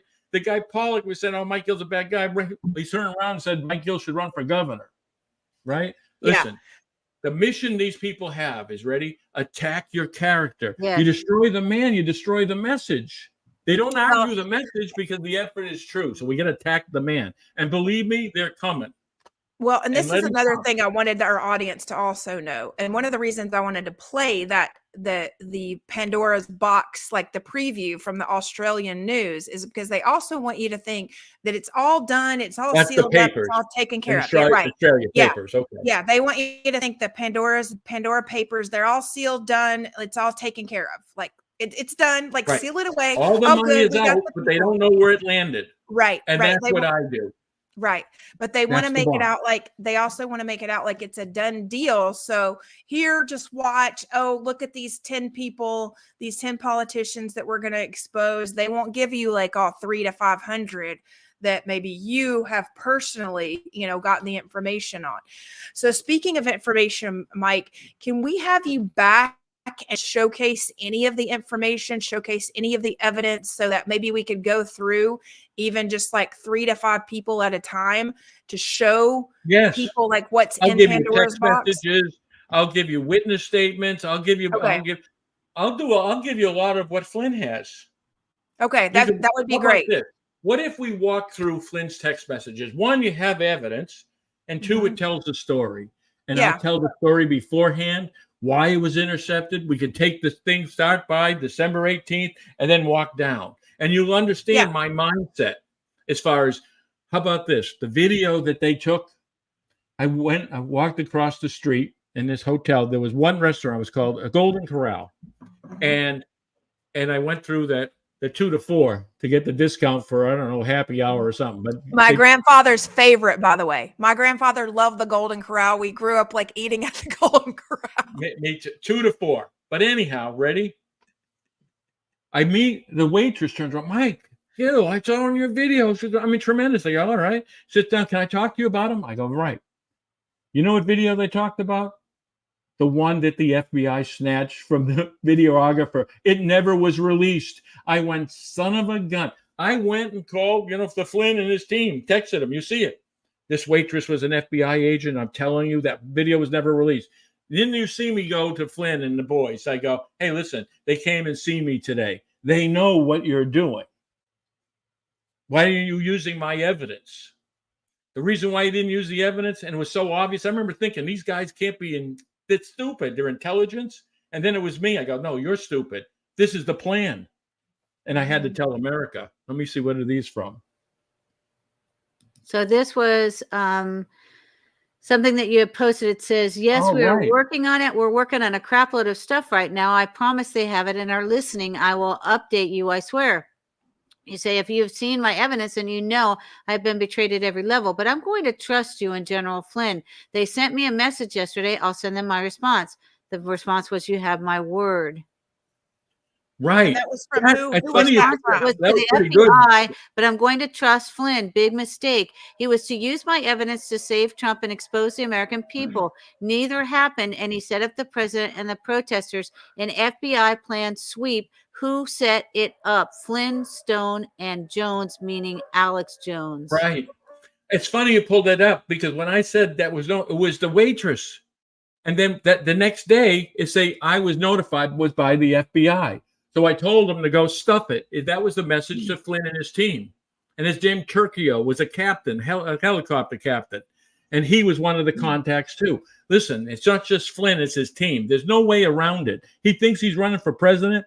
He's going to run through me. I don't care. He can't turn around, which is why none of these podcasters, even today, Mike Gill's a liar. The only thing they're saying is, oh, Nino, go off the phone.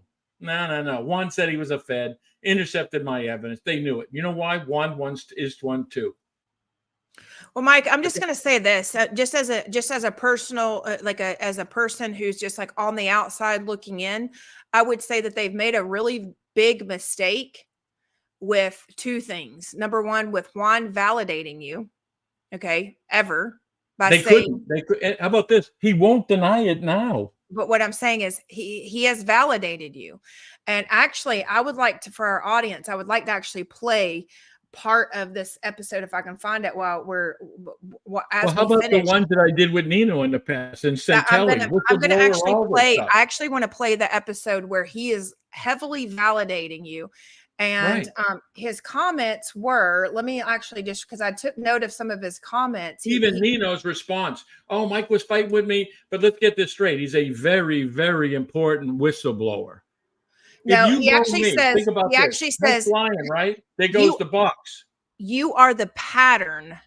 He called you the pattern for the Panama and Pandora papers. He called you the pattern. In other words, you found the pattern that they were all using, is the way I took it. I found the methodology. Yes. And you know what? He was picking my brain because they were trying to figure out what I knew. And they were on it. None of them will die. Ask Pete Centelli, the most important whistleblower in the world.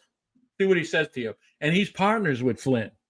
He blackballed me too. He also says that BCCI, Arkansas Development Finance, started back in the 80s, which started to collapse around the Soviet Union. He says that they utilize that. I know. It's horseshit. Yeah. It's horseshit. You know what it is? Listen, the guy didn't on financing. He didn't even know that the LLCs had tax ID numbers. What? He didn't know. He's talking about what? Foreign journalists, as he's part of the investigation. I remember seeing, he goes, well, it's $1 million in Oklahoma.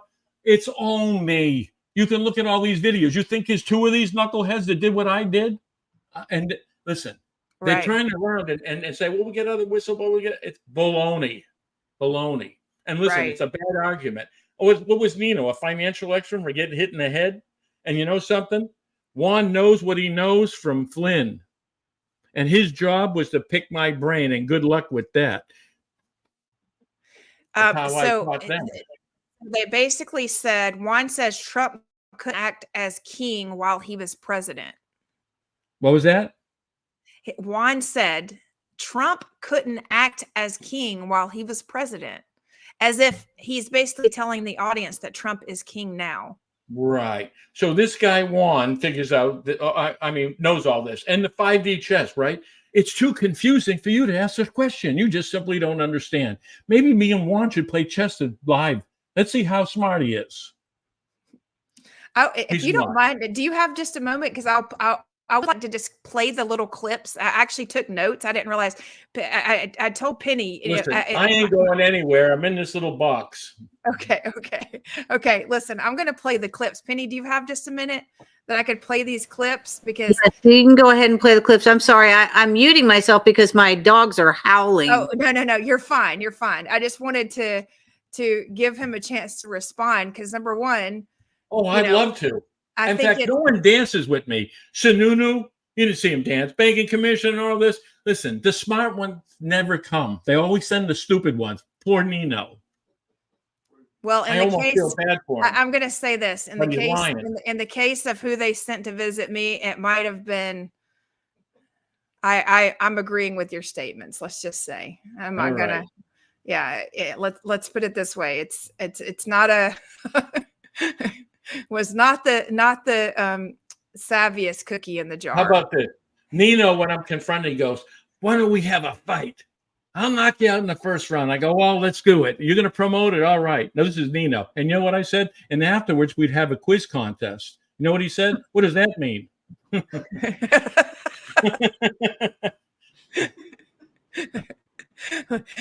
I was on Nino's with Megan, and he did try to somewhat sabotage Megan. Megan was, as she was in trauma, I think they were trying to like re-traumatize her. So they didn't Nino get that does what Juan says. Including. Okay, so let's.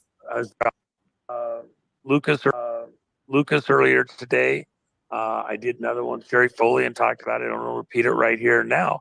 There's been lots of people working very hard, including on the material that Mike Gill has. And to say that nobody's addressed it or that he's being blocked or stopped, and especially by me or you, Nino, is bullshit. And by the way, one of the things I like people Let's do it by pieces. Okay. All right. By bullshit. Juan on Pandora on a podcast with Rumble, right? He goes, "If you even mention that man who ran for governor in New Hampshire, they'll take you down." Juan did that. That's exactly what he did. Okay. So he blocked you. He blocked you when you were running for governor as well. Who did? Right? Juan? Why? No, nothing to do with governor. This guy Juan shows up this year for Flynn, point man for Flynn. This guy knows this. Listen, if he's an insurance investigator, whatever he is, he's bad. So and a bad one. So in other words, just know that that's not true. All right, let's. Well, let me interject this just as a reminder, especially just in case we clip this part for any social media or anything.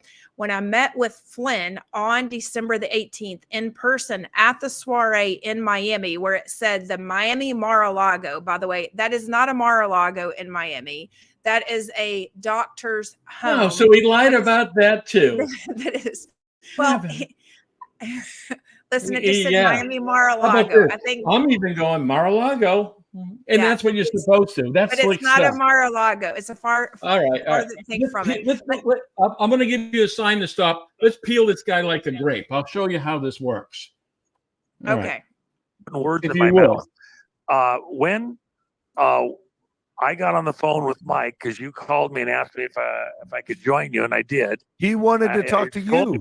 He asked me and to I reach said, out to you. "Yeah, let's talk." Yeah, and you didn't ask to talk to him. Get him on the phone. Let's talk.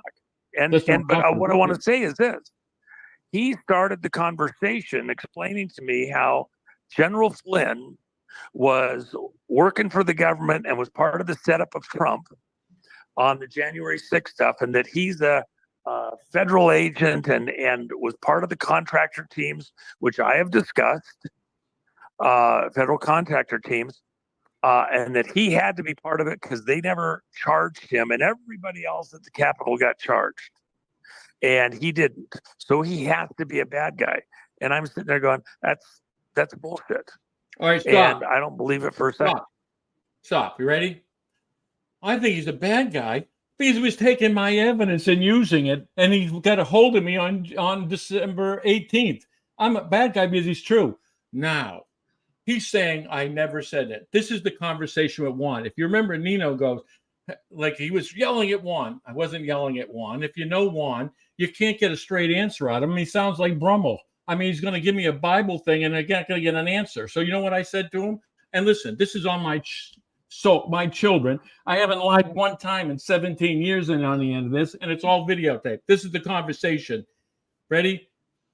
I didn't want to talk to Nino. Nino, get Juan on the phone. Those are in text messages. And you know something? If you know me, you get an idea, and I'm pretty direct. So in other words, when he starts to go rambling, I go, listen, we're going to do it this way. Yes and no answers, all right? Let's go and talk like men. Ready? Is Flynn a Fed? Yes. Yes, he said. Did Flynn intercept my evidence? Yes, he said. And Nino was listening to it all. And then the third thing about the Trump's lawyers and all, that was next. Nino did a video. The assassination, Nino did a video. So the only thing we're questioning is I'm telling him, Flynn, in fact, I'm not asking him. I'm telling him, but I'm saying, do you know? And on my children, he said yes to every single one. Every single one. All right. Please continue. Okay. Second, there's nothing in there. Just because he's there and he didn't get charged doesn't mean he's on the other team.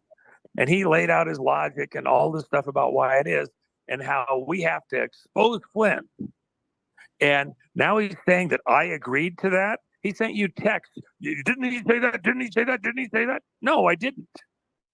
There's no prayer that I would. Can I be honest, like, Juan? It was so bad. It was like I understand the guy's frustration. I get it, man. He's probably under a lot of stress. And so do I. Right. But I had to, Juan, you know me. I was trying to put together another podcast. I kept putting the phone down. I was listening to you guys peripherally. I was kind of just. I finally got on the phone and I said, Juan, all I heard was you, Juan, saying, Mike, take deep breaths. Mike, take deep breaths. Stop it now. He was yelling, he was screaming, he was mad, and I get it, but can you stop it? Ready? Nino didn't leave. He did 2 videos. Nino heard the whole thing, and I wasn't yelling. Oh, I am telling you straight out, lie to whatever we got to do, they're lying. How about this? They go all the way back with Flynn. I am telling you lying. Do you believe that I would be direct? And I'm telling you, Flynn is that. I have evidence to prove that he is. And they covered it up. Now think about this. They knew that Kennedy, I talked to Juan, and I made that argument with them as much as early as April and May. They're afraid if you find out that Flynn then comes on, Trump's gone. He's been selling Flynn the whole time. That's why Nino had Joe on. I am telling you, they're straight out lying. Straight out lying. Nino didn't leave. Nino would have been a witness. He goes, I ain't witnessing this. I was gone. I had a busy day. I had a video. And you know what? I only did it on what you said. I mean, yeah, right? And I'm going to say this. I would say that if he did leave, that would be like us getting up and leaving an interview right now, to be honest with you. Like, because this is not a conversation. You're listening to you me get up and leave. I can tell I'm you. not going to leave. Even if you leave, you can still hear it because when I leave, I can still hear everything everyone's saying. Listen, he didn't leave. He was sweating on the other side. I think so too. Why. I think that's what it seems I like. nailed him on all of them. And that's what I said to him. I said, listen, you know this. You have to go to the people. I said you have to go to the people because he knew. I'm saying you're selling this thing with Flynn and you know it's a lie and he took out Trump. And he did. And Nino's pretending not to know. He was a witness to it. Listen, if we have to get any kind of sworn position in Congress, let's take us all in. And let's see if my story changes and if theirs don't. Listen, first thing is, who the hell's Juan? Okay, you can play some more if you'd like. Okay. That's what I heard you say, Juan, was Mike, please step back, take deep breaths. That's all I heard. And then I just finally got on there and said, guys, I got to go. I got to get on another podcast. That's all he heard. That's all he heard. And how Right. long were you on the phone with him? 20 minutes. And that's all he heard? He was on the whole time. He heard enough to make 2 videos, 1 in 2 hours. Now, how did he not hear that? And you all know I've been saying it. And then he writes it. That's how stupid this guy is. Right. And then the last part about the assassination. Oh, no, we got to do that. Now, you know why they did it? Because Juan's not that bright either. Hey, you know what? This shit's going to come down and we look like we know. What are we going to do? I know. Well, we warned you. Look, we told you about this. We told you about that. That's how stupid they are. Then they turn around and said, what, did they think of it themselves? Really? That's how bad this is. It was almost inaudible. Well, and as you know, I told you. He didn't hear, but it was almost inaudible. Yeah, almost I inaudible. stayed on the phone with him for a significant period of time, but I was in the middle of travel, and I had to catch a flight. I couldn't talk any longer. I tried to get back to him later on. He didn't. Did he tell you that he had to catch a flight? No. He was in Africa. He was telling me he's in some kind of fucking parade. Right. Listen, and then why was the guy in Africa in Egypt driving a Bentley? I mean, this is stuff. I'm sorry. I don't mean to laugh. Frustrated. It's so simple. At some point. I mean, do you ever see him on back of a yacht? You know what the guy did? He's doing the Derby party. The guy at the party has had 3 horses in the Derby. Juan gives me a call because Juan, being a name-throwing piece of crap, turns around and goes, I know the world champion. You know Mike Gill? You know Mike Gill? They passed a phone around in the Kentucky Derby party with all people. Oh, my God, I followed you my whole life, you know. And I'm sitting in a hole in squalor, and this guy's going to the Kentucky Derby, making friends, saying my name. I go, thanks a lot. And I'm watching the Kentucky Derby. It wasn't I felt bad enough. Bum. That's Juan. He's a networker. Right. Okay. Is unavailable. I've heard that he snores too. After that. And, I, on a dime, because something came up, had to leave the country and been gone for 2 weeks. And I had no real notice that I was doing that. And then, even statements like, and he's hiding out in Africa. He had to run because of what I'm saying. Come on. Have you ever said he's hiding out in Africa? Oh, How about this? Ready? Hold on. Ready? He told me Africa. I had no idea where he is and even what his name is. Now, if we check, was he in Africa? Now, how the hell did I know that if he didn't tell me? I gotta go. Bullshit. He was in Africa. Well, according to Carrie Cassidy, he's in Egypt. Yeah, he's in Egypt. She said she recognized that he was in Egypt. He's JFK Jr. She'll swear to it. And if you go to Carrie Cassidy and she's texting me and I posted, what was the question? She goes on her own podcast. Ready? Juan is the devil. General Flynn is a double agent. What? On her podcast, followed by Flynn has Mike Gill's evidence. It's in hiding and he didn't give it to Trump. Mike, I don't think he's a double agent. I think he's like a triple agent. Well, you know what? He's working for the devil. That's what I'm saying. But think about this. Terry Castle. Well, here's the thing. Here's the thing, Mike. He was given a fiddle by Charlie Daniels, and then Charlie died like a month later. But you know what Charlie Daniels? Well, he can play it and say it. You know what Charlie Daniels' song was, right? The Georgia. Yes, I do. The devil went down to Georgia, and where's all the government looking for an election right now? It's in Georgia. That's interesting. Right. Well, you know what? Let him play it in hell. And let's send him I'm going to add one more interesting thing to Georgia. Recently here in Florida, our chairman of the GOP, who claims he's from Georgia, he keeps saying, I'm from Georgia, because he's confusing Americans into thinking he's from the state of Georgia. He is from Georgia, the country. And this same guy, who's originally Christian Ziegler, I'm going to pull up a little article for him, okay?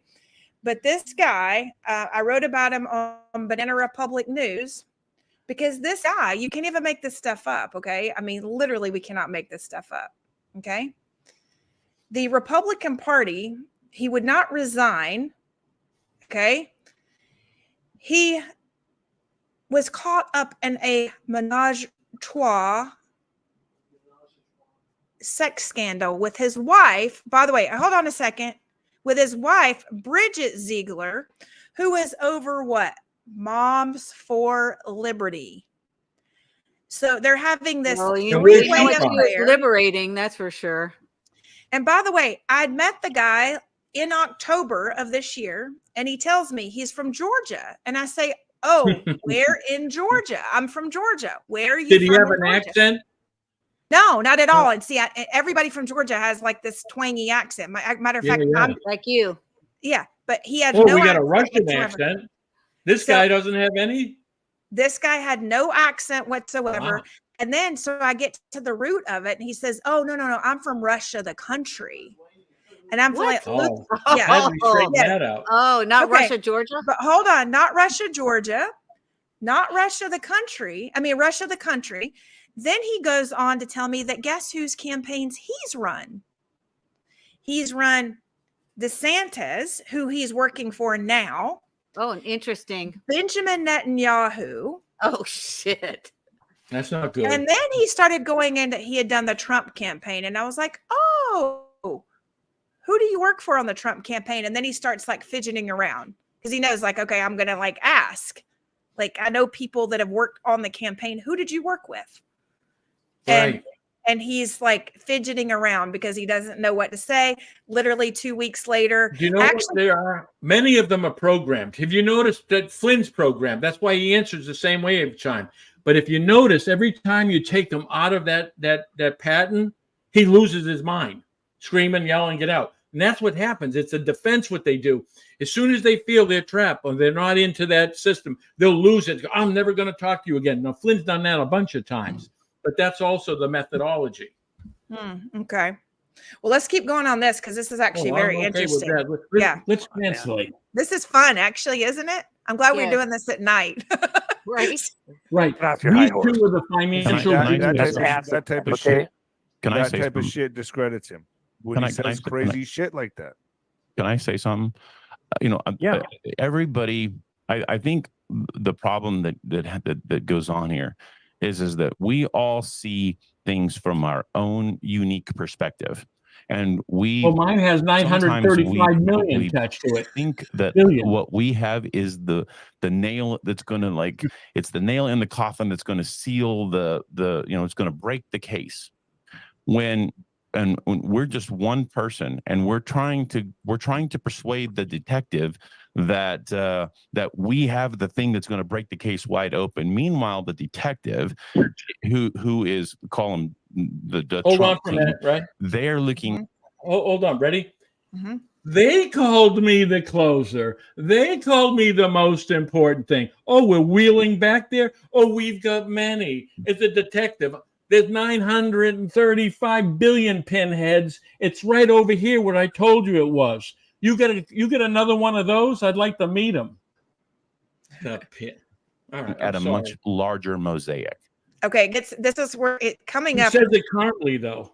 Yeah, it's getting to the point where he's about to say Trump couldn't act as king when he was president. So just listen up. And they see what you see, but they see it in the context of a much bigger picture. And I think that when our little silo, sometimes we get so consumed with the things that are in our little silo that we think that we know what's best, and that if you don't act on what we're saying, then I mean, I don't know who this guy is, to be honest. So Ron Partain. Ron Partain.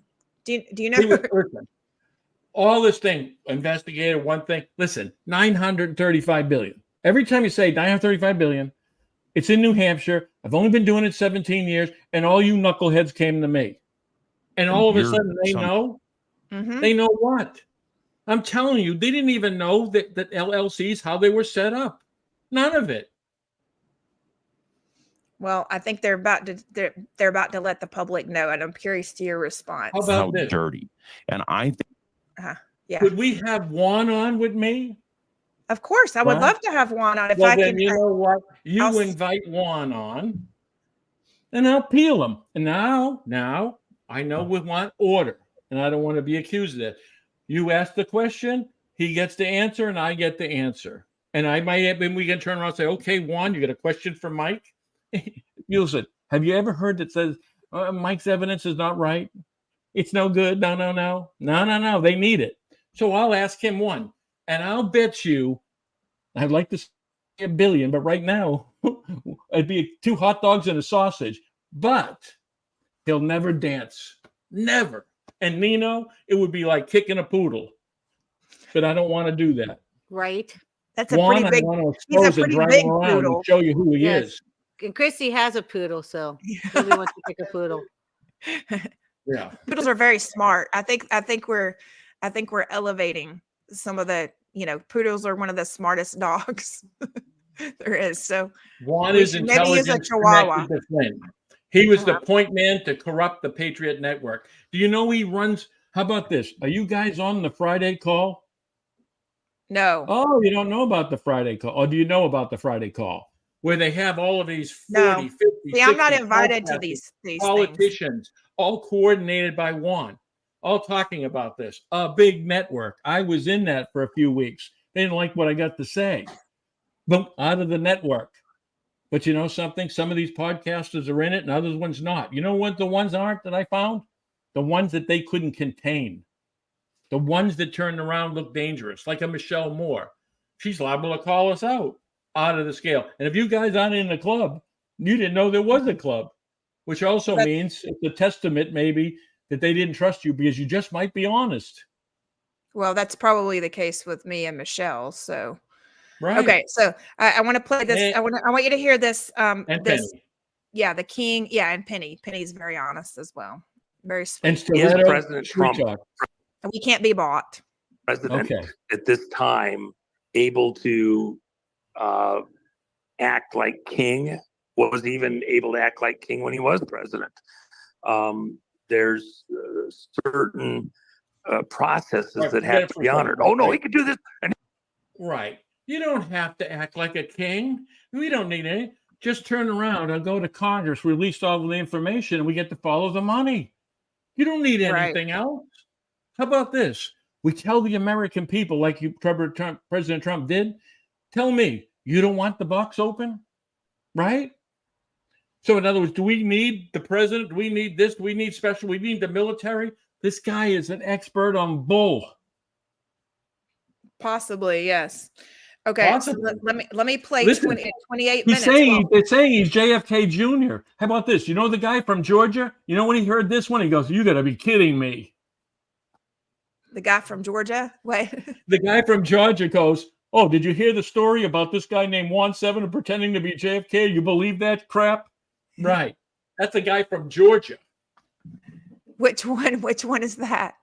The Russian guy? Oh, the Russian guy. Okay. Right. So the Russian guy going, right. He goes, "Hey, they believe this guy. 5 inches shorter, but let's do it." And he's wearing a fat suit. And let's think about this. I don't think he's actually wearing a fat suit. I don't think he's wearing a fat suit. I'm sorry, but his hands match up. Take it up with Carrie Cassidy. I know. Carrie Cassidy said he's like pumping himself with steroids and he's wearing a fat suit, but seriously, he's not, Gleason. He's not Jackie Gleason. And I don't, Well, let's take a second here, okay? Maybe it's me. The object of the disguise is to hide your identity. So if you tell them who you are, kind of defeats the purpose of the disguise, right? Hey, you want to shoot JFK? That guy won. That's who it is. Now, if it's not JFK and he's saying, well, it's not, then who's the guy in the fat suit, right? It's Juan Seven. Well, how about this? He's just fat. Wait a minute. We go back to the guy's Wayne Willard. He lives in a $6.6 million house on an island on Washington State. He drives a Bentley and behind a yacht, traveling to Egypt and Africa on your dime. Who is he? How's he getting his money? How much Nino's giving him? It's a partnership, right? I mean, listen. I mean, it's definitely pretty obvious that he controls Can we Nino. just ask him? Can we turn around and say, "Hey, listen, we want an affidavit. People are following you and believing you. Could you just turn around one time and say, this is my name,' and you swear an oath to that, right? Now, what if we find he's a CIA agent? Because when you don't tell me a name and you got to be in disguise, the truth is you don't want to know who I am. So we don't investigate who he is. I don't believe he's Wayne Willard either. We're talking intelligence. Mm-hmm. And we're following this guy to hell. Well, some people might be.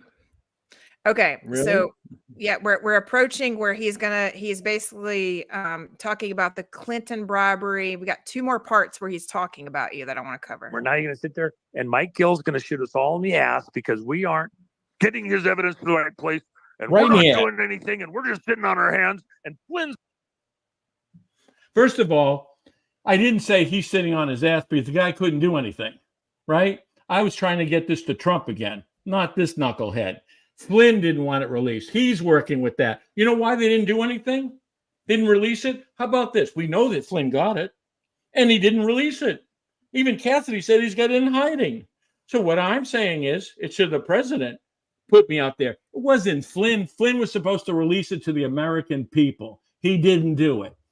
They're going to give you the 5-day chest. Listen, nobody tells the American people the truth. Trump just turned around and threatened with it. Flynn had it. And this guy's covering for Flynn. And he's lying out his ass about what we talked about. If you would. All right. Then we're going to go. What I'll do is if everybody wants to know the timestamps, I'll put this in the description after the show. You know what I saw on this video? That there must have been a bunch of comments, right? Well, I'll tell you what I've noticed, Mike, because I'm in. Well, what I also noticed is that Nino has only 72,000 followers. I'm not saying that's like nothing. I don't mean it that way. But what he's got 72,000 followers. But this video of them talking about it has 65,000 views. So that is extremely high. You normally get like 20% of your because they don't believe him. And the comments were 90% against him. You know what they're doing? And that's what I wanted. I need people to see who these people really are and stop believing it. Remember how Brummel was talking religion? This guy does it too. How many things? Oh, he quotes this. These guys are trained to target the Christian right.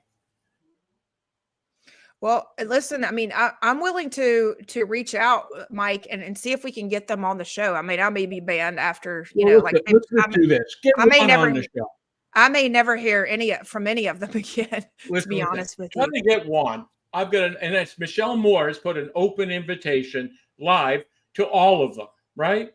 But Juan got on the show. If this guy's saying I didn't do it, let's talk, Juan. I'm telling you, they can't discount what I'm saying other than their own lying. What I caught them saying is you're selling these people, you're backing Trump, and it was always Flynn and Kennedy. And that's what Nino was doing. When Into the Matrix was being targeted by this woman, maybe you guys remember her. She said they reported him to the FBI. She was talking about Flynn and Stone, the Intermatrix work, and they were targeted right away. Nino show to blow them up again. Blow them up again when it came to Flynn and Stone. Listen, Nino's doing what he's controlled. Juan is the controller and feeding him. They don't know anything about finance. They know that Flynn knew he had my evidence and he said, you got to stop this guy. That's what he did. And now they're playing a rope-a-dope, right? They're waiting. Well, here, they're gonna rope-a-dope everybody back in. Let's listen to hit the rope-a-dope. No. What they're going to do is they're going to turn around, spend the time. So I'm not saying what's going on. And the next thing we know, Trump's gone and Flynn's in. See, they got to have me stop saying it. All right, go ahead. Well, I've had multiple people telling me that they have been they've had to refollow me because they've been systematically unfollowed. I've had people that have said, Rumble unfollowed you. And I actually subscribed to myself and I was unfollowed. I think this was after they were saying that your evidence had remained on YouTube. So they were trying to figure out how your evidence had remained on YouTube. I can tell you, pinheads. All you had to do was ask. It's called evidence. And the feds turn around and say anything happens to Gill, all of a sudden it might trigger the box to all this evidence and what we had and what we did with it. Don't kill him yet. I think the cartel wanted to, and I think Flynn did, but the feds didn't. So the thing here is that's what's going on. Think about this. Everybody sneezes and YouTube comes off. You think I can do that? It's evidence, and they're afraid of a trigger. And if they do get caught, right? Who took the evidence? Who destruction of evidence? That's why. Okay. But they didn't know that, huh? Yeah. Well, and again, let me just say this though. I want to make sure that I don't want to pig pile on Mike. Look, is he a good guy? I handle Yes. myself. Is he passionate? Yes. Is he been done dirt? Yes. Okay. Is he I'm not telling gonna the back truth? off of that? Am I happy about the stuff over the last few days? I am not. Especially with the accusation against Flynn. Look, Flynn and I do not see things eye to eye on a number of subjects. He says he hates them. Nino heard that cross too. paths. And Flynn actually told me that he does not like Juan. Juan told me in front of Nino, I hate Flynn. And I didn't even ask for that. I didn't ask, you hate him? And he I goes, didn't just ask want you to for it know either. hate I Flynn." actually told I told General Flynn that I thought that Juan and Nino were fueling the fire. I said, this guy, Mike Gill, evidently has evidence that needs to go to Trump. He says he gave it to you. And the fire seems to be being fueled by Nino and Juan O'Savin. And General Flynn says, I don't like that guy. And I said, which guy? And he said, Juan O'Savin. Hold on. And I'll tell you why. Nino is going to come. This is going to swing the door back. Nino's gone. Flynn's going. Juan's gone. You ain't connecting to me. Plausible deniability. I wasn't talking to you on the phone, Mike. I didn't tell you weren't in. I didn't tell you get the evidence. Juan did. Juan's not liking Flynn because Juan's thinking over, boy, they bring in Alex Jones, Tucker Carlson. They don't need any more. It's already built. Juan's a liability. They don't like contagion. I know. Every time I get somebody caught, boom, they're fired or they're dead. Now, Juan's looking like this, going, I could be in trouble, and you could, because I did incriminate him. Pretty regularly, and he's in the next foxhole over. He is getting led down range and helping to get solid information and work out there and like that. Do I need everybody to see everything exactly the same? This solid information, maybe you can help me out. Has Juan ever given us anything that was a breakthrough, got arrests, broke up a drug ring, broke up a laundering network? I mean, tell me, somebody one time, what the hell has he done? Yeah.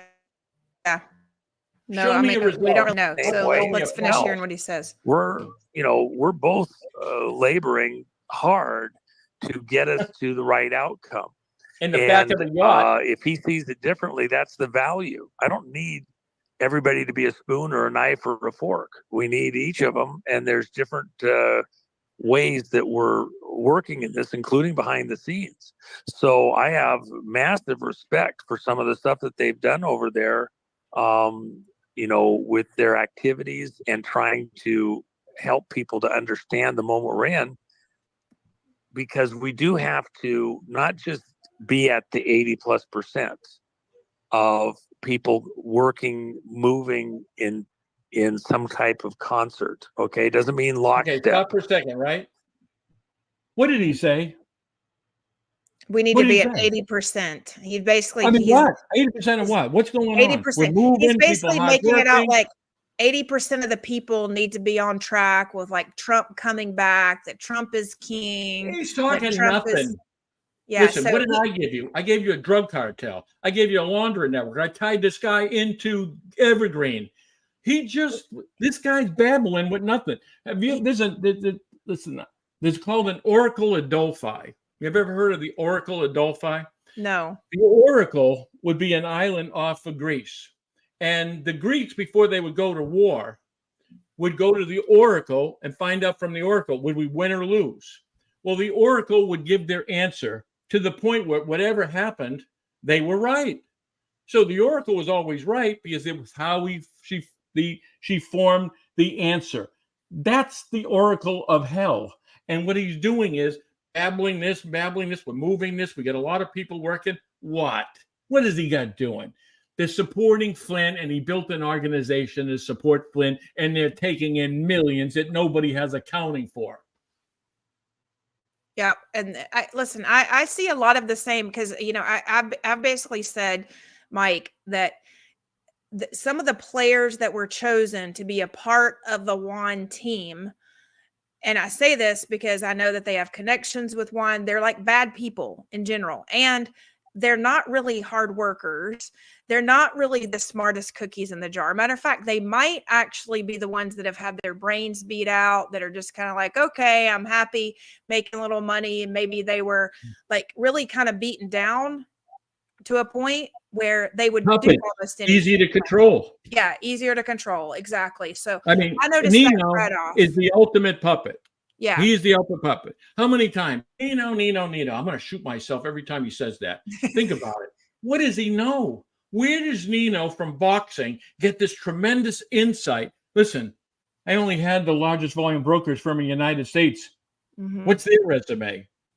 Right? I mean, I'm only run for governor in New Hampshire, and you've seen the video. Listen, I explain who I am and what I am.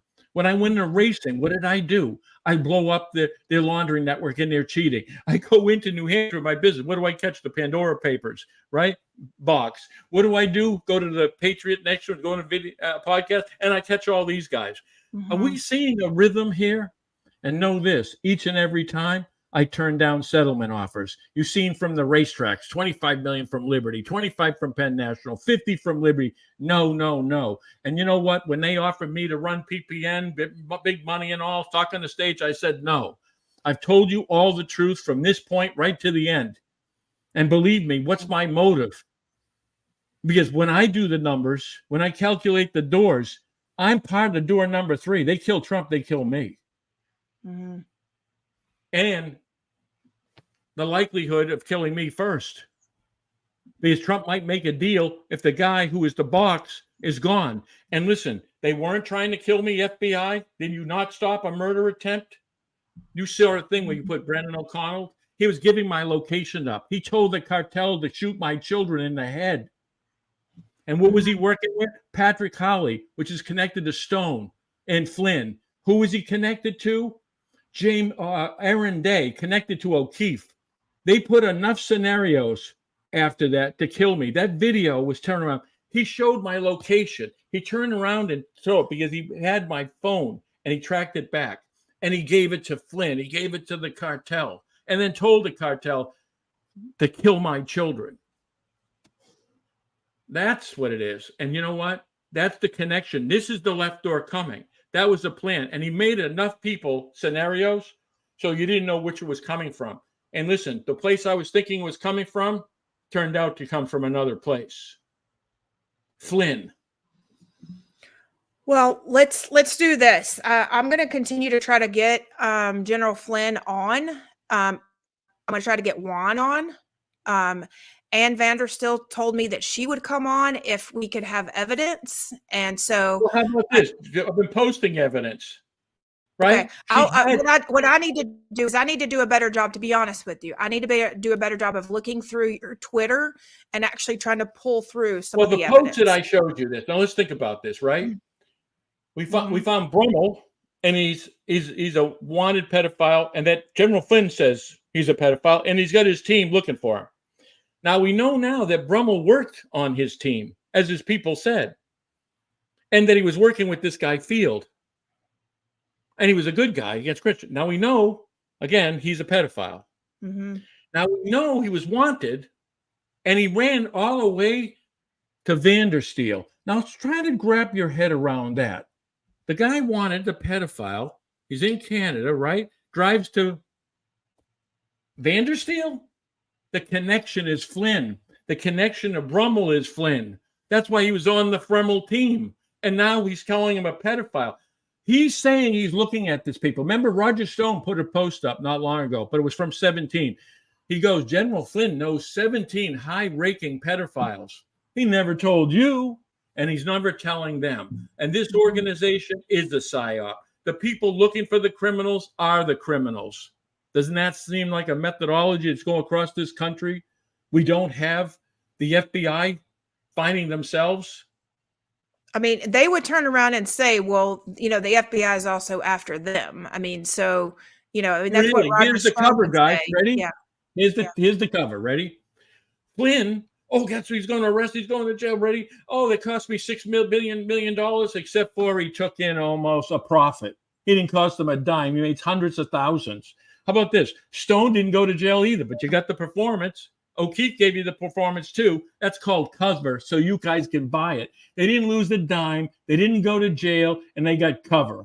Listen, people, we're being played. What you've got to do is, and this is so hard, and I want people to understand this. You live in the world of normal, where these things can't happen possibly.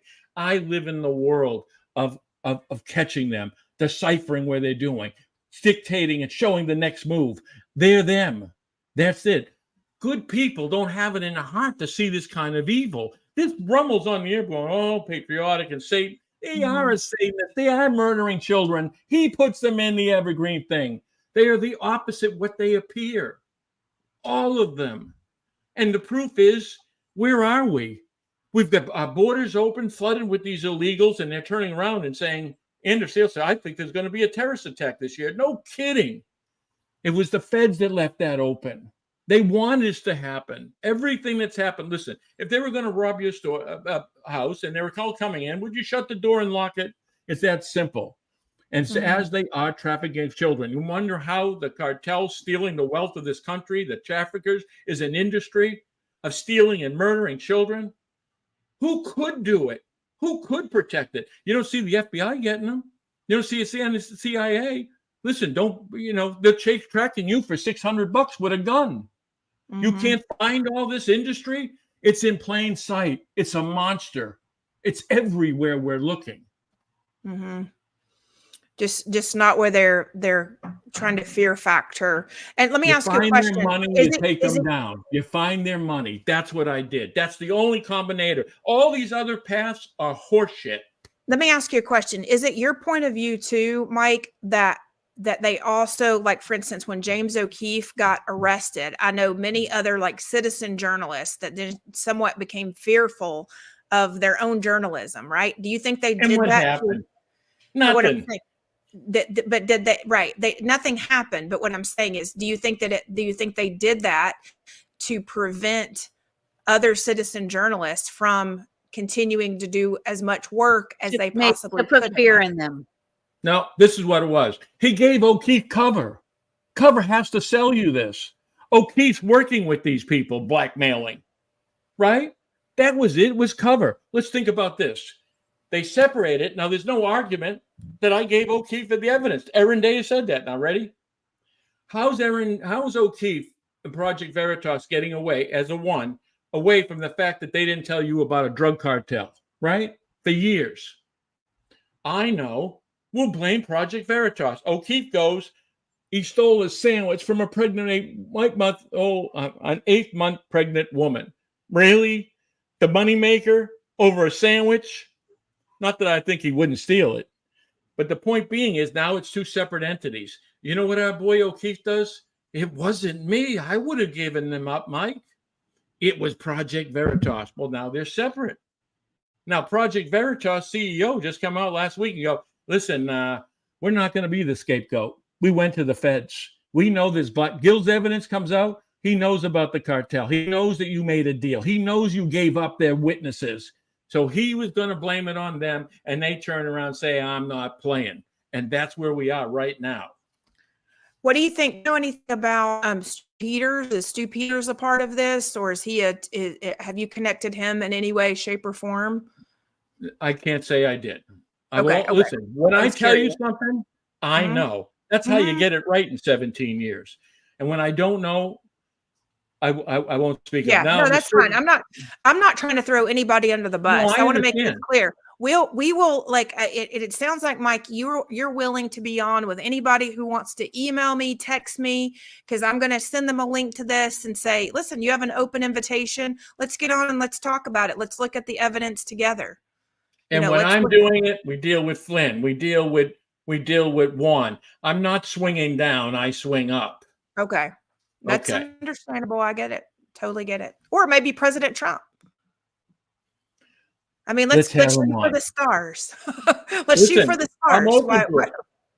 President Trump will say he knows who I am. Okay. Ask him. If you're in a rally, turn around and say, ask him. Okay. Because people have, and he's answered. Okay, he has. Okay. No, that's good. Good to know.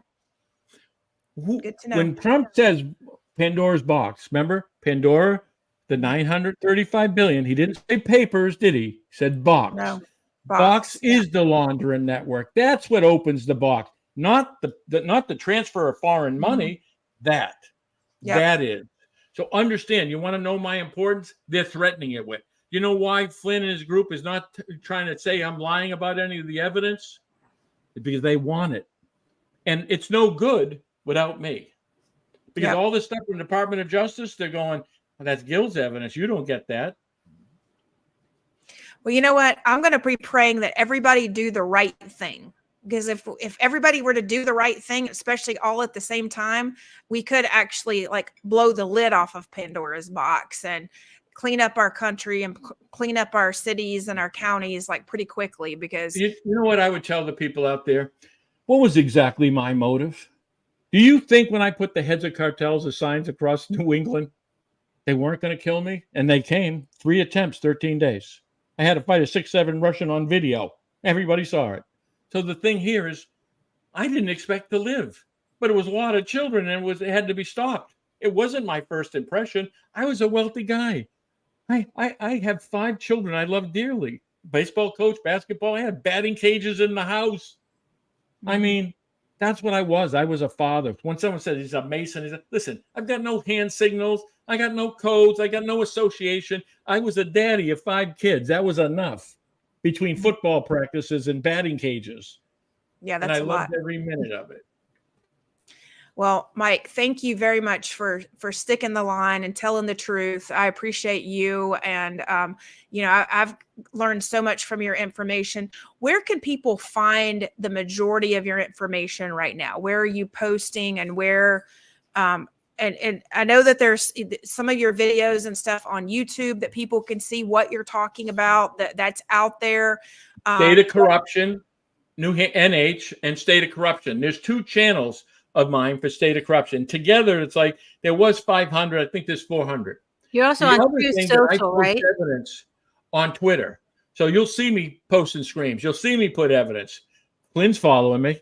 Mike, you're also on Truth Social, right? Yes, I am. I'm on Truth Social and I'm on Twitter mostly. And and listen, on both, I put evidence out there.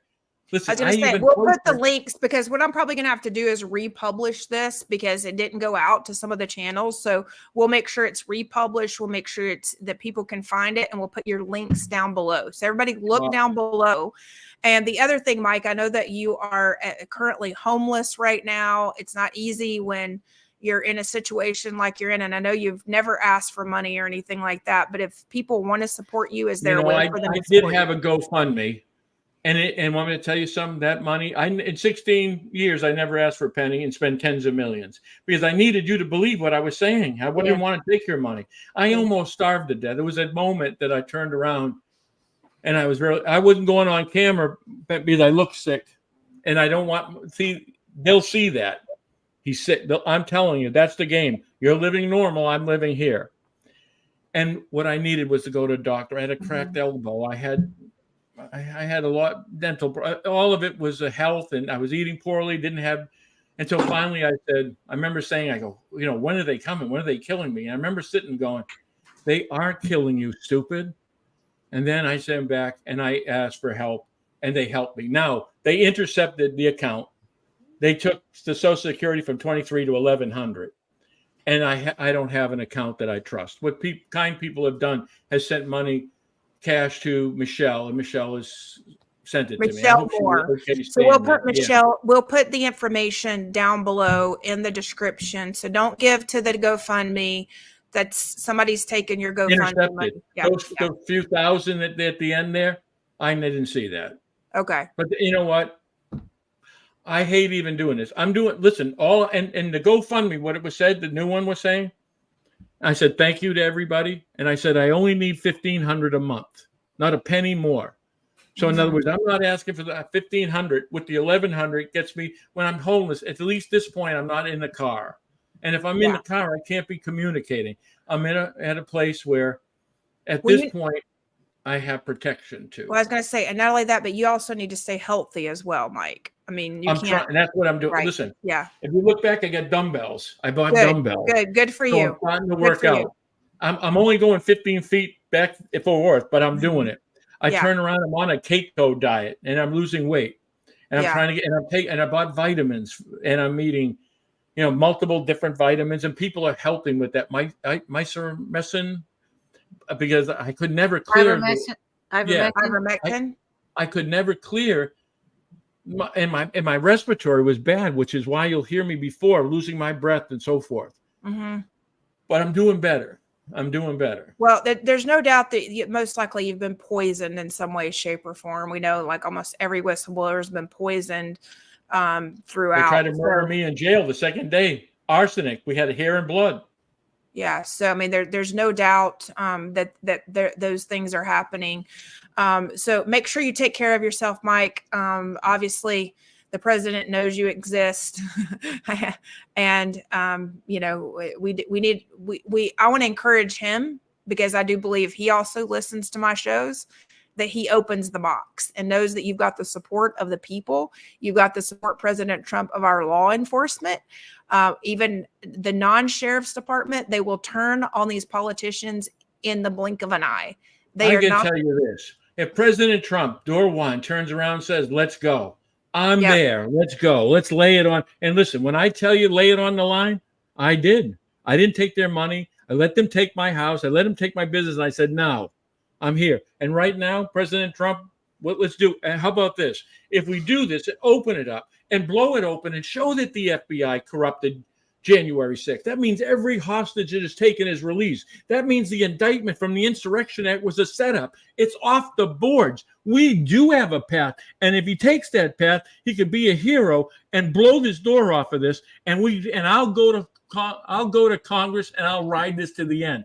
And I'd be asking him, let me do the depositions. Let me do the numbers. I know who they are and what they are. I'm ready.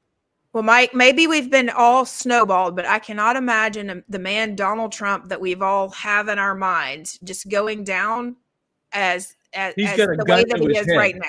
Yeah. All right, ready? You don't know how they play, so let's get into their heads. What are they doing to my children for the last 5 years, right? You don't think they do the same to Trump?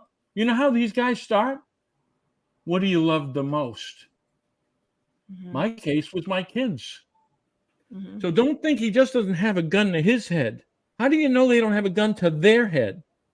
Okay? So in other words, you're fighting with the depth that people don't understand. Again, it's that normal word. I know them.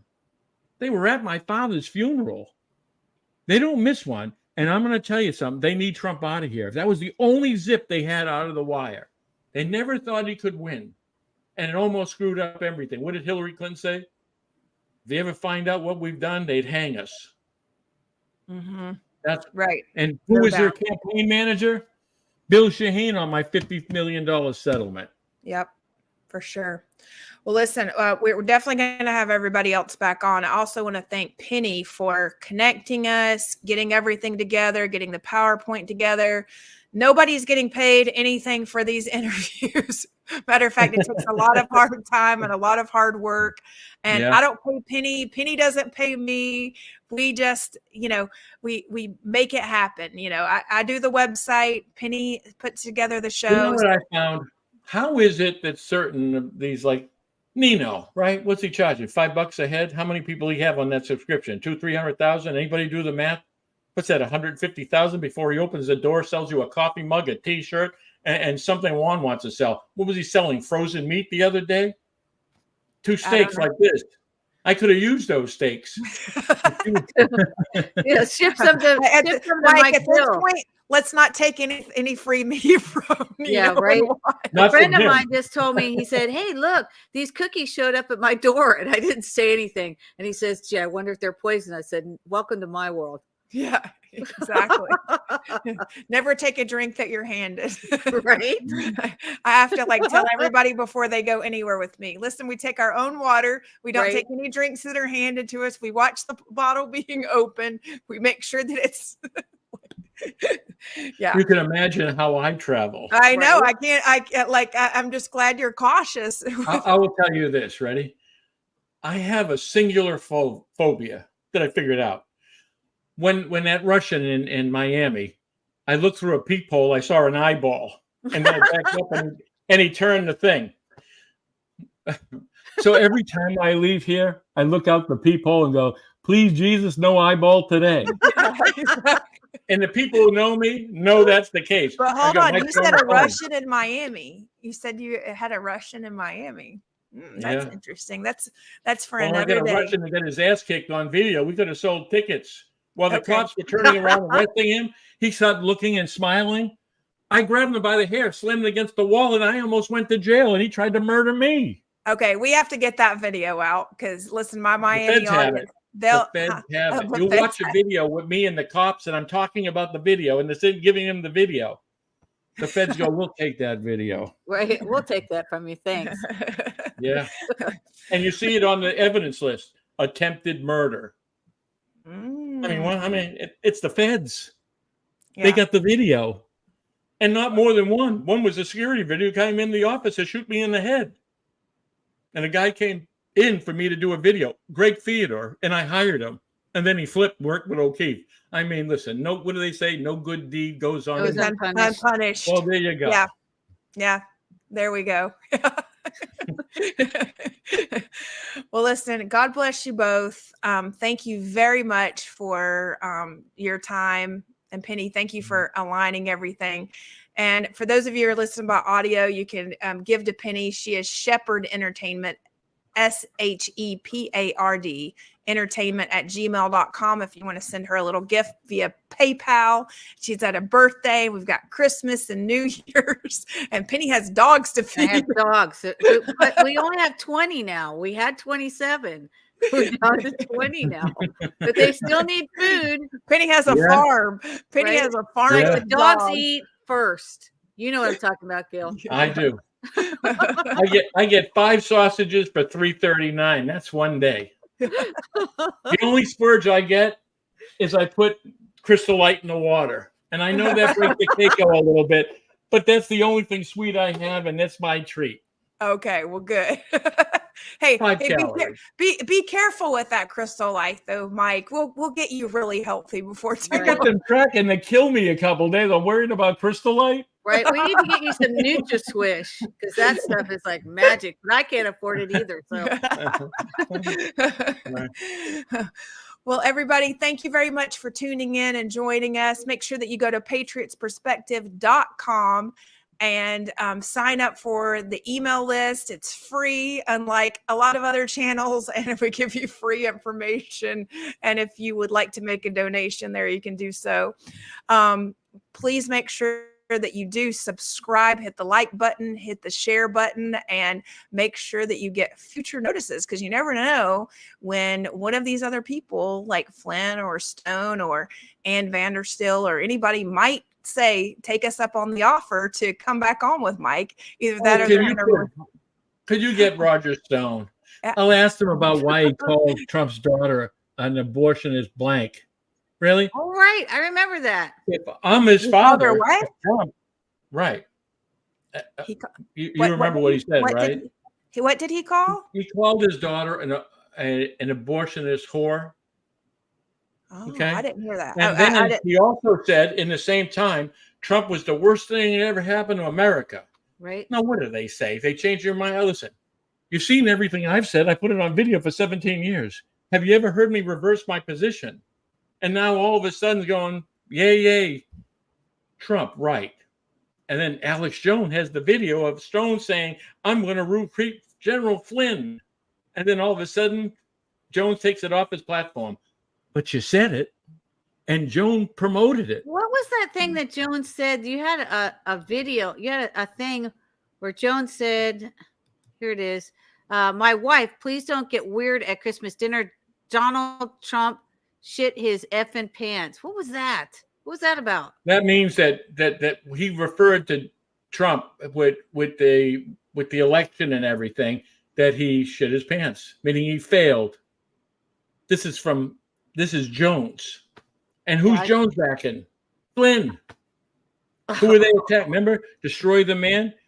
Why are you saying that about Trump when he's fighting for his life? Right? Yes. Only time is going to tell this, right? Kennedy? Well, we all need to say our prayers that the Bible tells us everything that's going to come to light is going to be exposed. So I believe it. I believe that. Well, you know what I say? I pray every night for strength and wisdom, and what I hear is, "Mike, go kick their ass." I go, okay. I got it. And I go, hey, listen, Jesus, did you tell me it was going to take this long? I did ask for a little insight. And he goes, you got to do it. Because at this point, I'm laying in bed one day and I'm looking at, I never said this on this, but I'm looking out the window. And this time I knew if I take down this road, no coming back. And I lose everything. I'm insightful enough to know this. I'm looking out the window. First time ever, I go, you got to show me a sign. If I'm going down to a pee hole down this and lose everything and my children involved, you got to give me a sign. And I remember laying in bed. I lived in a lake house and I looked up and the clouds started forming. And it kept forming and forming. And I'm telling you, I saw the face of Christ and I saw the thorns, the whole thing. And I've never said this because I'm not making this. I'm saying I'm open to all people of all faiths. Yeah. This isn't politics. I'm telling you what happened to me. And think about it. Something made this crazy bastard go down and lose everything, going down this road that nobody would. Think about this. If it isn't faith, what would drive you? Money? I was rich. Famous? I was famous. What would drive me? So I picked that. Now, what he didn't do was tell me how long. He didn't tell me I had to go through hell and back and, like a dozen times. But think about it. Ready? A miracle shot, right? And I'm Pandora's box. And the president's using it to save himself and maybe this country. So if it wasn't God who put me on this, think about it. Why are we here? We got a shot. And you know something? That's all I had to do. I gave us a shot and it's here. Now, I can take the shot, but I need the people behind me. I need something else to turn around or I'm fighting the monster. Listen, I'm thinking people follow courage, Mike. I'm lining them up. I go running for governor, the whole thing. I led the charge. I looked around and go, oh, Jesus, it's just me. I gave them the Braveheart speech. It was beautiful. Except they go, nah. This has to be different right now. If you can't see it now, because you didn't see it then, we're in trouble. And if you don't take advantage of this, you know what? Then all of what I've done and the opportunity and the chance that you have now is gone forever because these guys don't make mistakes again. No, they don't. No, I agree. That's a great ending, Mike. They made a mistake. He became president. And all of a sudden they go, look what they're doing now. They make it say, we're not going to make that mistake again. Mm-hmm. Yep. And remember, forget the normalcy of law and courts. They're corrupt. There's no one. He's being set up from the beginning. Mm-hmm. Everything was wired in. When Flynn went into that office December 18th, 2020, he knew he'd be here. That's why when the Republicans like Cheney and all were running with this, they knew they were building the death blow. Mm-hmm. Yep. And it doesn't mean that Trump isn't courageous. It doesn't mean he's not any of those. But I want to put you in there's a lot of bad people around President Trump too, Mike. Yes, there are. There's a lot of bad people around him. And I know Mark Meadows took an immunity deal to testify against Trump. And listen, they don't give you immunity deals unless you give them what they want. Mm-hmm. Right. Trump knows that too. Yeah. The only shot he had was the immunity, and you're not going to get it from them. and not tell you you're right. There was election fraud. You get immunity. The Democrats are going to tell you there's election fraud. So, Mike, maybe President Trump just needs to move you into Mar-a-Lago, and then you guys can get, all of Pandora's box out, open, and listen. We need it in make front it of happen. Congress. We need to order from Congress the Department of Justice, the FBI, the Treasury Inspector General, the IRS. Hey, why are you wanting $50 million? Treasury Inspector General, you ran a 3-year cover-up, intercepting him with a fake accountant. You turn around and put a mole in his office as a controller, Isaac Crane. How do you answer all those? Which is why they want to pay you $50 million. And they would have paid a lot more. Let me ask you a question. Is there a way, are there case numbers that we can have our audiences have their actually contact? I have 177 cases. I've got a video, 2 videos on state of corruption. You know what I do? We got mail. I used to do the Johnny Carson thing. You know what I'm saying? Karnak. I gave him a Karnak. So I take the thing from the Department of Justice. You get to read it. That's how crazy this shit is. I go, okay, we're investigating. Here's the case number. Open it up. There it is. Another case number. Oh, I remember that. I saw that video. Yeah, 177 times, and they all said the same thing. So do we have case numbers? We get case numbers. You know what I did? I put them on video, showed you the case number, because I'm making them eat it. Now Trump opens. Hey, how many cases you got, Mike? Well, the last time we looked, 177, so it's got to break 200. Hey, pull up the tractor trailer. Oh, how many case numbers you get with Ticker? The last 4 cases they wanted all settled. I didn't ask for 1 case number. I don't even know who filed the case number. But the last one, and I put it on a post, the communication with Marco Sorelli. I used to do the prisoner of war games. I go over names, so I don't forget anybody. It's a story.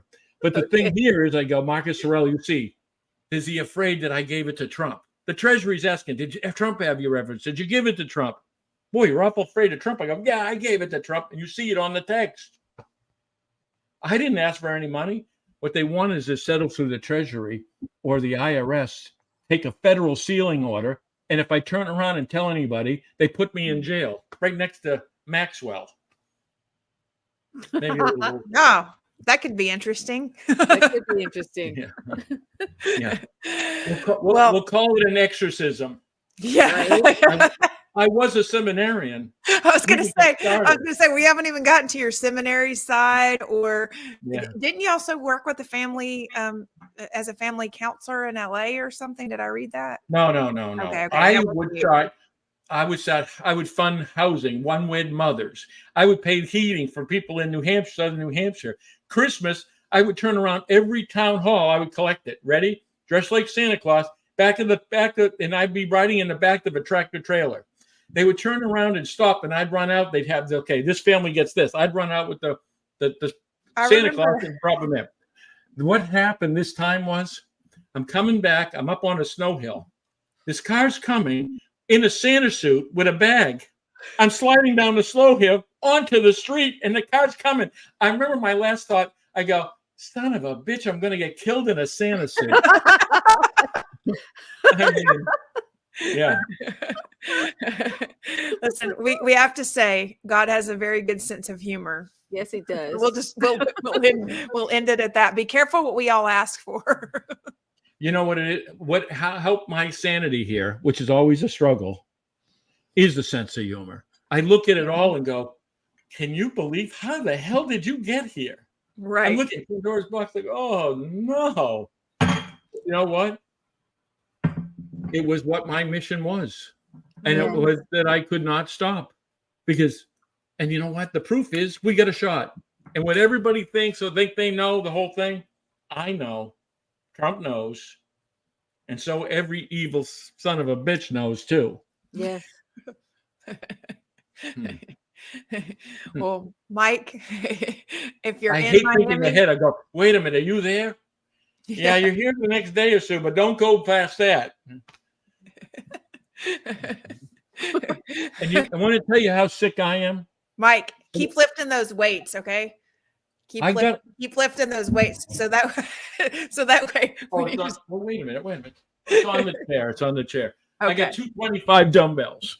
That was part of the money I got. What are you going to do? I'm going to buy dumbbells. Good. You know what? Good. I'm training. But this is how sick I am. You ready? If they kill me, yeah. And then I go, this could blow up. You're setting this up. The people could demand this to go in. And I'm going, good. I effed you in the grave. That's the intent. You can't take them down. That's how I play, to the bone. You become world champion in the thoroughbred. I mean, the elite of the elite. I beat the Crown Prince of Saudi Arabia. Campbell Soup in his third that year to me. You ready? I beat them all. All the ones that turned around and looked down on everybody. The elite of the elite, and I kicked them all in the ass. And when I went for the world championship, the paper was like the Clampetts moved to Beverly Hills again. And I go, suck it. And I hold the present. And the Crown Prince of Saudi Arabia, two of his guards came to my door. He said, if you say anything about the prince, we're not guaranteeing your safety. I said, you know what? I was not going to, but now you made me do it. I mean, these are the guys that would look out with swords. I mean, I've never seen two big Arabs. I mean, they were as big as me. That's hilarious. So, imagine that, from a seminarian to be a priest from a poor home to the world champion of the king of sports. Now think about that. Maybe I have another miracle. Maybe it's this. I think you do. Yep. I think I do too. I think you have 9,000 lives. Exactly. How about this? It's not that I'm running away from anybody at this point. Right?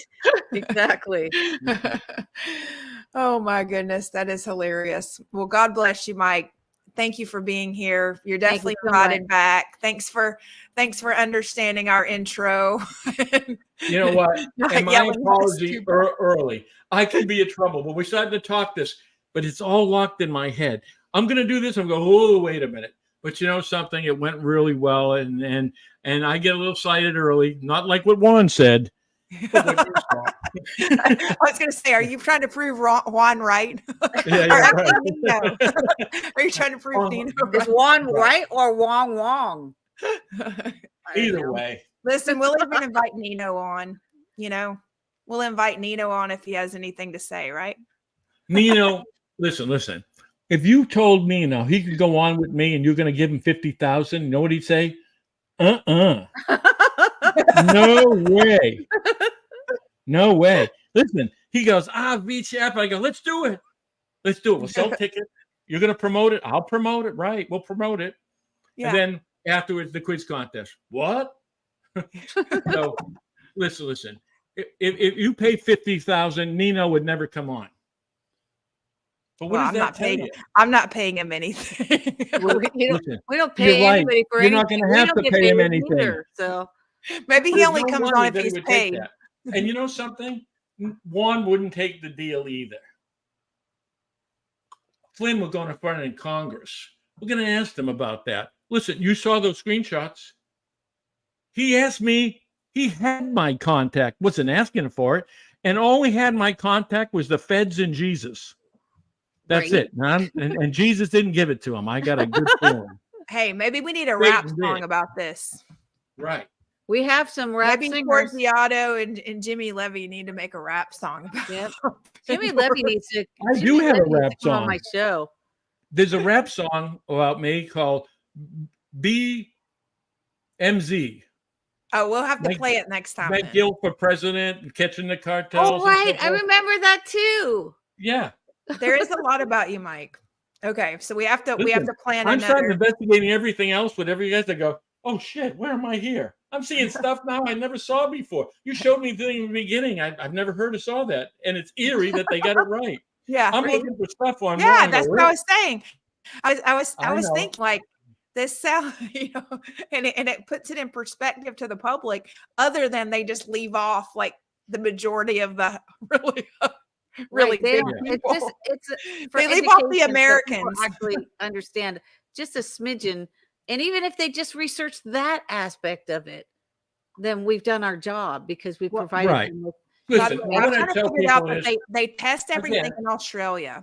They test everything. What's my motive? Money? These guys are doing it for money. Yeah. I had fame. I'm not asking you to vote for me. Right. I'm asking nothing. I'm risking my life to save your children. I'm risking my children to save your lives and the future of your children. If I have another motive, could you please tell me? I could use it. Yeah. I could use the help.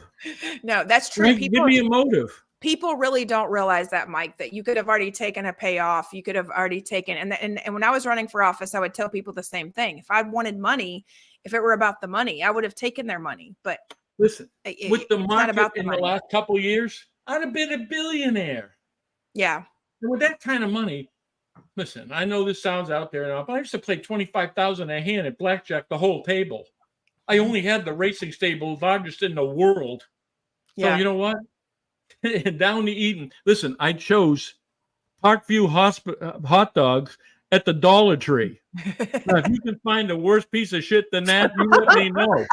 I know what Right? you're talking about. I lived in my car for a year and they got thrown in a crazy house for a year. So 89 cents, 8 hot dogs or so. I can tell you this, they never go bad. That should tell you something right there. Yeah, in your body too, Mike. It's like eating the Twinkies. Oh, I didn't tell you it worked out well for me. Why does the Twinkies last for like 50 years? And how about concerning. this? I'm sorry. I went to the Dollar Tree. This was a few months ago, and got robbed. A guy in front and back. Right. I only had $12, so they didn't retire. But I remember thinking to myself, you're gonna rob somebody. Do you do it in front of a Dollar Tree? You know what I'm saying? I mean, Yeah, Jesus, I I'm scout the only place there out because before I go in. I'm buying hot dogs for 89 cents, and you gotta. I mean, listen, hang out at least like, my gosh, like Trader Joe's or something. It's a middle America, right? Or better yet, the bank when the check cashing services come. I got a better idea. Hang out at CVS. You ever go in there and try to buy a thing of aspirins or anything? Yeah. I mean, I go to buy vitamins. I know why I didn't buy vitamins. It's $29 for a couple of gummies. I go, you want to get robbed? There you go. Now they should be robbing people at CVS, Dollar Tree.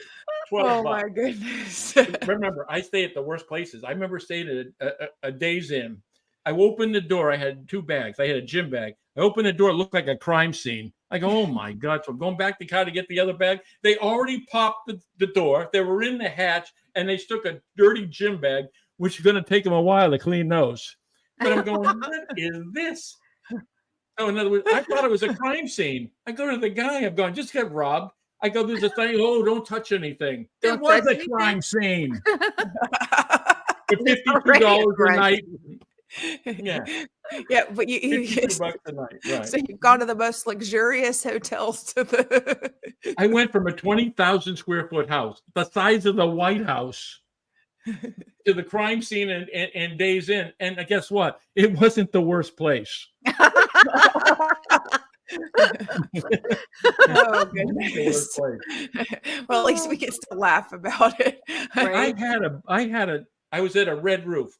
I thought my cable of my phone was rubbing on my arm because I was charging it. Oh, I looked down. It was a bug about that big. Bug. Yeah. I've had the same thing. I heard it hit the wall. Mike, you would have heard me screaming and running out of the room like a refuse maniac. to stay at Red Roof Inns. It's completely off my list because twice now I've tried to be super sweet and like stay at a Days Inn or not Red Roof, but at the Red Roof Inn. And both times, literally roaches, nastiness. I'm like, forget about it. I'm not like, I can't do it. I'd rather there's worse. in a car. And there's worse places. Yeah. Oh. Yeah. But yeah, it's bad. I mean, I've gone out of some places, right? And you know that it's just a rough place. They're looking at you going, is he limping? At 6'4.5", I didn't have that problem. Now I'm limping a little bit, and I'm looking at them watching. I'm looking at them going, shit, they're gonna run me over. I'm lifting those weights. Right. I gotta be back to unapproachable. Yeah, exactly. Well, take it easy. God bless you. And we'll see you after after I've got to go on a little trip and so maybe after, let's see, I think it's January 5th. We'll try to get something arranged. We'll give I got everybody a few other things I got to do.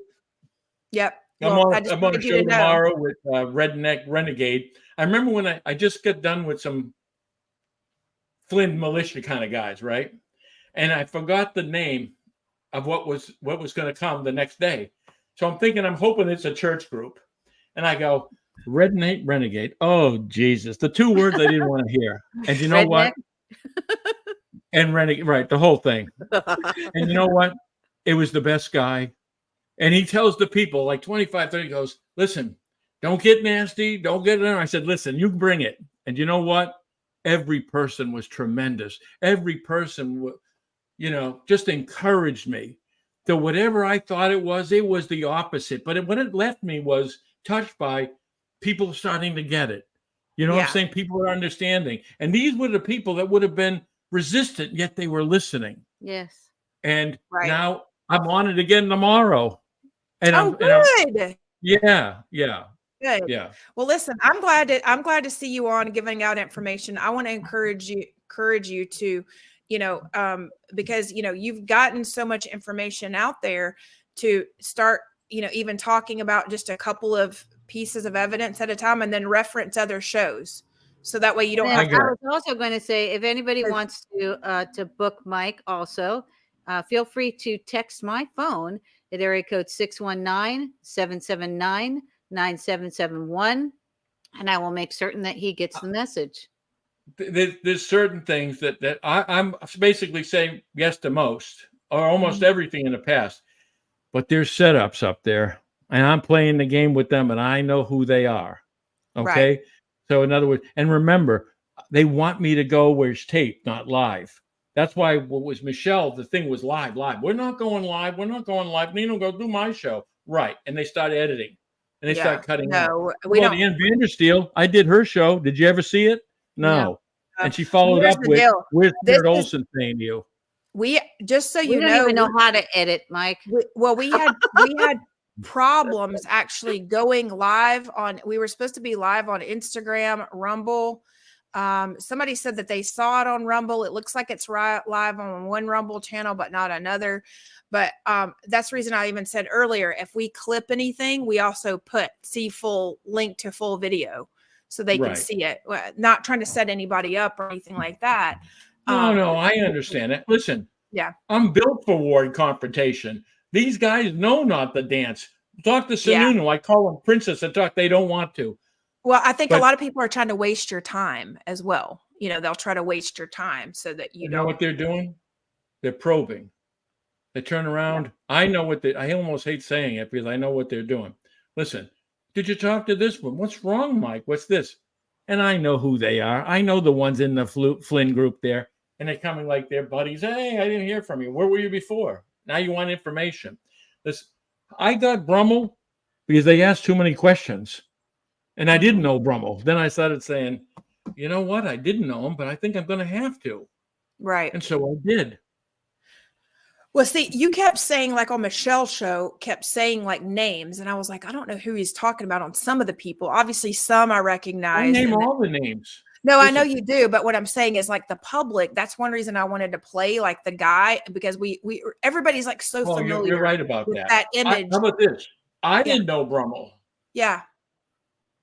But you know what I'm saying? Like when there is like an image, like a public image, it's like, okay, show people the public image so that they understand like who you're talking about, because then it's like, we're like, oh, wow. Okay. That's that guy. It's also good to try to go in sequence if you can, because, so next time you want to do this also, Mike, if you want to prepare well in advance. Yeah, we did this kind of fast. I'd be more than happy to put together a PowerPoint and we can orchestrate it, put it all in order. Yeah, Penny's really good at that, Mike. We can go that. I like things to be in order. But I think people have done a lot of that for me on Twitter. I mean, and there's a gentleman, Colin from Scotland, who puts on a Wayback Machine, takes these things out. Listen, I am as things that I am good at is how bad I am in other things. I've never put oil in it. I know. I saw that in the video. I'm not very technical. I'm afraid to touch this. How many cars did you blow up? Is that why you had horses? Because just in case? Well, it means that I could replace the car. And there was two. sees engine. The first one I remember, the red light. I was a kid. I was out of a seminary. What was it? A Turismo, a Plymouth Turismo. I'm driving. The red light goes, stopped. I call my father. He goes, the engine, right? I go, yeah. He goes, you didn't see the light, red light, right? He goes, I would have told you, but I figured this is a better lesson. Oh, thanks, wow. Dad. Oh, he was a tough guy. He was a Philadelphia fighter, my father. Just have your Right. car seize up and blow up on you? My father looked just like Clint Eastwood. Same age, Nice. same size. Oh, my father was a good-looking dude. My mother hated it. My mother hated it. What, because all the girls came after him? I would have a family like Christmas party for the business, hundreds of people. I caught my father with a 20-year-old in the limousine. Oh yeah, we had problems. And I'm telling you, when you say it was like Clint Eastwood, that good looking. And he was 6'4". Still good looking, Mike. And he's like 90 or something. He's still good looking. My father wouldn't lose 2 pounds. You know when my father would wake up, I'd go into the bathroom. We had a little ranch house, like 900 square feet. Every morning, my father would go into the mirror. He'd take a comb and he'd go like this. Mirror, mirror on the wall. Who's the handsomest one of all? And he goes, you.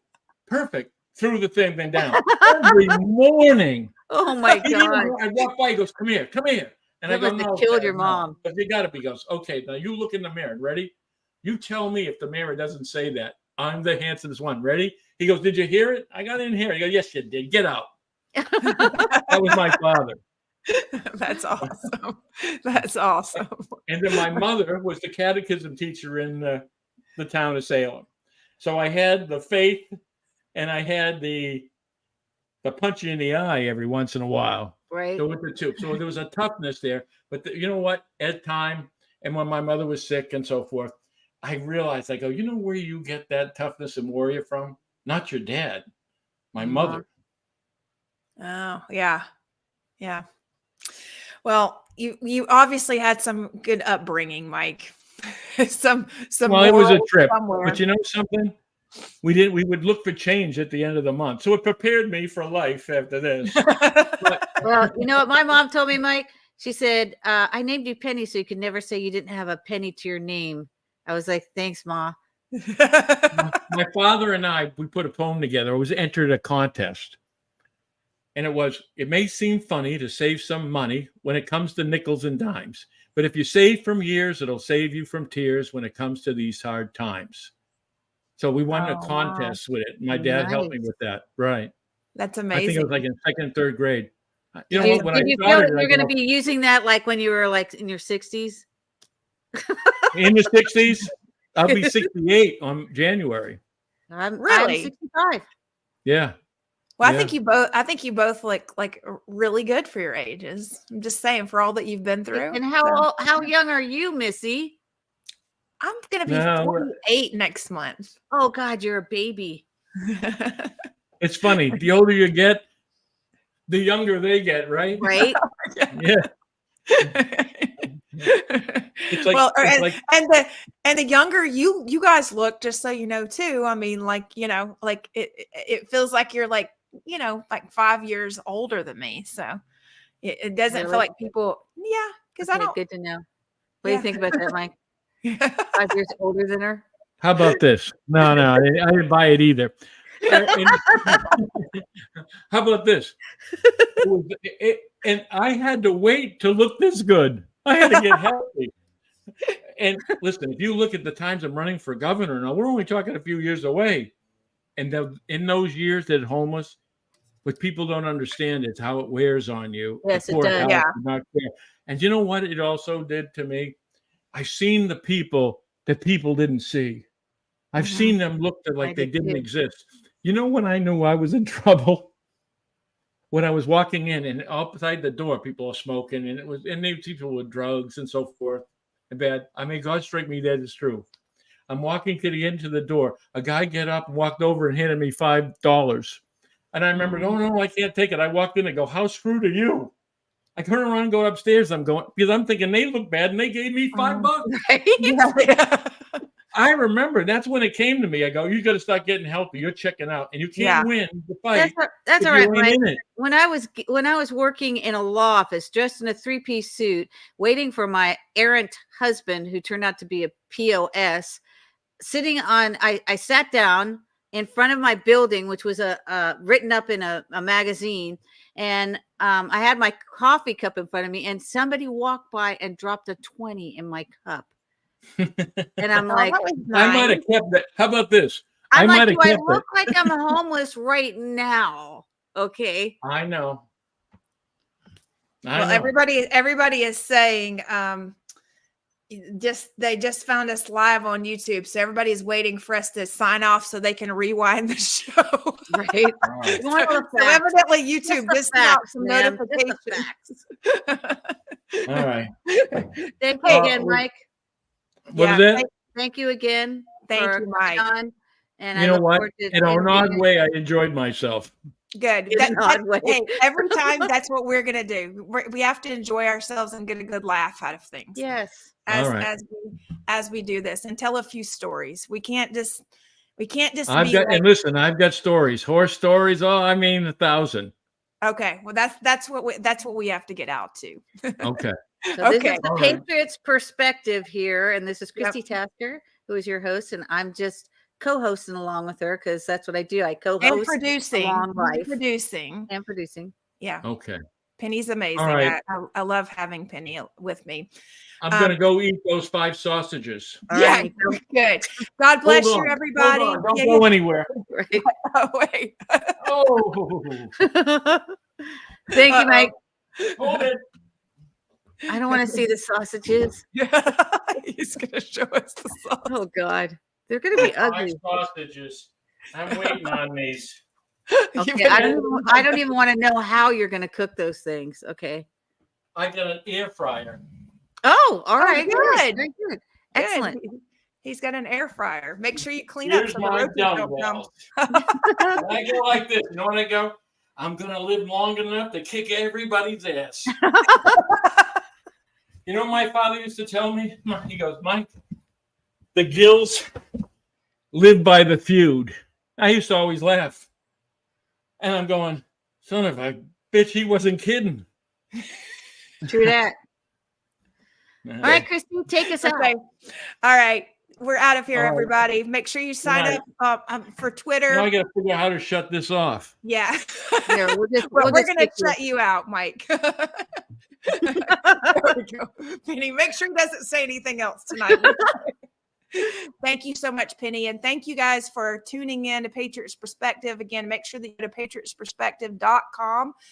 Sign up because that way you'll get our email notifications and you can get those weekly, daily, whenever new articles last or whenever they last. And then also we have bananarepublicnews.com that we're writing on as well. So make sure that you do go and subscribe there if you would like the most horrific, crazy things from the Banana Republic, for things that ought not be, that really are true, but yet we try to make some light and some humor from the Banana Republic that we call Miami and South Florida, because this is, after all, the sunny place for shady people.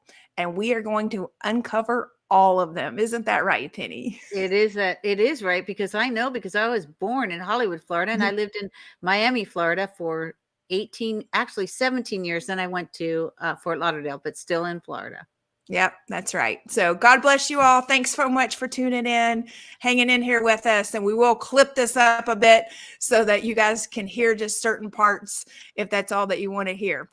Penny, thank you so much for producing. If everybody can give Penny a little gift, that would be gratefully appreciated to me. And Penny, I will be doing the same thing. Thank you so much for all of your hard work today and for just volunteering to make sure that America can hear Mike's voice and hear, his point of view on things.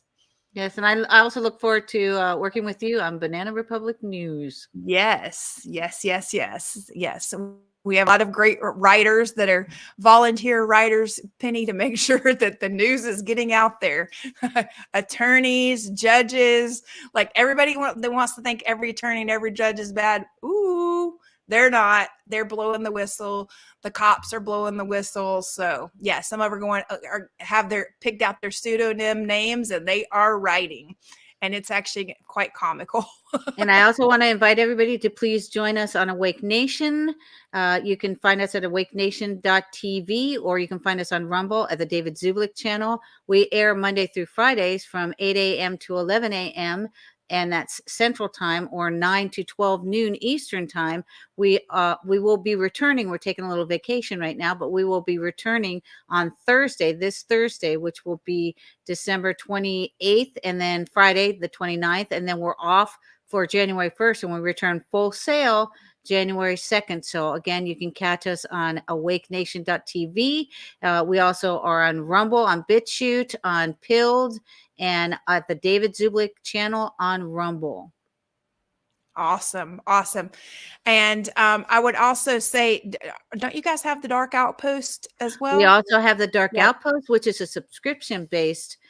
So you can go to Dark Outpost TV and sign up for that. We're engaging more and more people and putting on more information from documentaries, and we're going to we have new guests there that are starting series on the Dark Outpost. So also, if you think that you might have a story that you want to tell on the Dark Outpost, please text my phone at area code 619-779-9771. That's 619-779-9771. Please say who you are, because I will not answer unless you're in my contact list, and that's for you, CIA. Yeah.